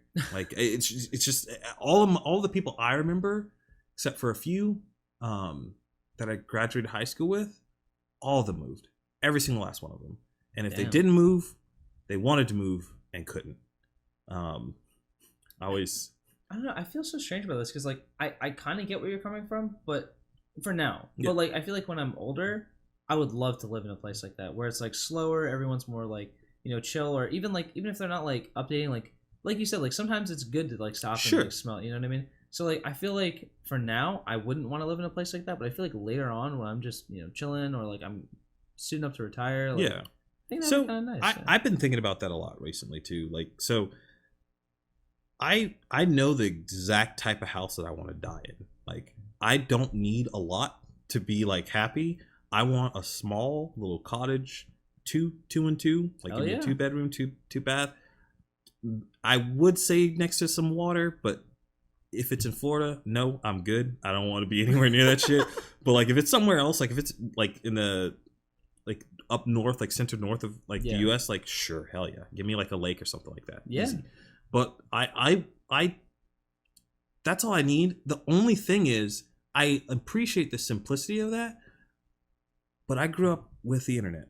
I need to be able to tap into new tech. I don't like in South Carolina. That is not something that you have, like, or at least when I was growing up there. Okay, I thought my thing was playing music or something. There you go. But yeah, I don't. That's worrying me. I just feel like I'm hearing something. Okay, no, nothing's playing. All right, whatever. So like even if I have like a small little place like that, I need to know that I'm not gonna be We hyper. Now you're scaring me, Corey. Is there something playing? Chat, let me know. I don't know. Like it doesn't look like anything's going off on my Listen, stuff man, here. you don't need music to dance. You can just just start rocking. Got him. Out. Okay. You start rocking out. I love it that my mod is trolling me. It's my favorite thing in the world. But yeah, I want something simplistic, but I don't want to be away from like new things. Like Yeah. If I found out like it annoys me right now that I don't have fiber internet connection. Right. That is just a nagging thing in my head, and I would want that. And I like at that point in my life where if I lived kind of away from like the city and whatnot, I would pay extra money to like have that shit ran out to me. Like I don't know. That's just as long as those were met, I would be I'd be totally down. Like I'd spend some time chopping wood and all that shit. Like I love doing all that stuff. But like when I'm at home, I want to be able to pop on and play like The Elder Scrolls 15. Like I want to be able to download that shit. I don't even know if we're gonna have the next one out by the time we're retired. All right, I don't know about 15. It comes out, it's like poorly graphics compared to everything else. They're putting in the granny. Yeah. I heard about that. Yeah. So by the time they're making the next one, that's gonna be us. We're gonna be the grandpa they might put in the next one. Dude, I've often thought about like doing something that would warrant me being in a video game or like voice acting. I would love to do that shit. As long as it's not the guy who made Last of Us 2, hell yeah, I'm down for that. Go for it. You chase that. Yeah, it's just. Oh my god, I forgot about that shit. Holy shit! I don't know what you said. Voice acting. Yeah, and that just popped right in my head. Like, oh fuck, God, that. I feel like I could make mini videos on that game. Yeah. For so many different reasons, but I don't know. I also feel like we've probably been going for over 3 hours. Yeah. So we should probably cut it. I guess I try to do this every time, like before we end a stream or before we end a podcast. You guys have chat. If you guys have questions for us, throw them in there. You guys, sometimes there's stuff. I know we end up hitting a lot of different topics, and people may have like stuff that we didn't get to or questions or something that we like breeze past that you want to talk about or whatever. But real quick before we end things, feel free to throw it in chat and send me pizza, Daddy. We went from like competitiveness in games, dude, to the Trump trial, to like people like cancel culture and talking about politics. Yep. We went to like the Carolinas and like the difference between politics between big, and we talked about like coronavirus. Dude, we talked about so many things. This is why I like this show. Like I like doing this because like I don't know, I have like friends that I can talk about this stuff with. Yeah. But like at a certain point you end up just making your own little bubble and you're like, okay, I know what you think, I know what you think. But then you get to bring all kind of different people in here and be like, all right, cool. Like you have different perspective. I didn't think about that before. Awesome. Like, I don't know. It's a very nice thing that is a luxury of mine. I guess while we're waiting a little bit, I took the podcast off of Spotify to fix some things. Yeah. It should be going back up on there real soon. So look out for that. Very excited. All that normal podcast stuff. I'm trying to think of if there's anything other than that that's worth talking about, but I don't think there is. I don't know, like if you have anything that you want to shout out or people. He's like, nah, man, I'm just good. chilling, dude. I'm good. Like, Yeah, I had a good time. Yeah, Just I'm sitting, good. talking with you, a good friend. Like, Yeah, talking with nice. you. Yeah. I was thinking, I'm like, I might have to infiltrate your Yu-Gi-Oh friend group, and meet you Hell guys yeah. in the Yeah. but I don't know. We always well, I shouldn't say always. Sometimes we end up going to Ale House too after. Oh, yeah. So we just have a good time. Like Yeah. we just play Yu-Gi-Oh, and then sometimes we'll go to Ale House after and just chill. Yeah. That was literally almost every night at Cool Stuff for a while, and I just said Cool Stuff, so now I have to take that out. No. That's annoying. Oh no. Okay, all right. I remember the other one. Was it like 118? Holy shit. Okay. All right. I'm gonna call it. You gotta go. Thanks for coming, man. I appreciate Thanks for it. inviting me. I love this is fun. Hopefully, coming back again anytime you want, man. Hell yeah. I remember a long time ago. I was like, oh man, I don't want to have the same people on the whole time, and I was like, why? Who gives a shit? Like, if you do the like the middle ground thing, Yeah. I totally want to do that. I totally love talking to people. okay, yeah, absolutely. Yeah. It's gonna be interesting to see which group, if I'm gonna have to like outsource it to people I don't know, or if it will work with the people that I do know. So I'll have to figure that out. Yeah, for sure. But yeah, thanks again. Thanks for watching, everybody. Yeah, And the raid too. and the raid. Yeah, the Yeah, raid, yeah. Steph and Galaxy. It's weird, like with the podcast when people hop in, because it's Yeah. like, oh, well, I'm having a conversation with this Yeah. person, and then like there's this thing, and I'm like, I want to talk about that, but That's good. I don't know. Nesting dolls, thank you. Yeah, I'm gonna call it a night, and I guess I'll see you guys next time I stream, which should be soon. Peace.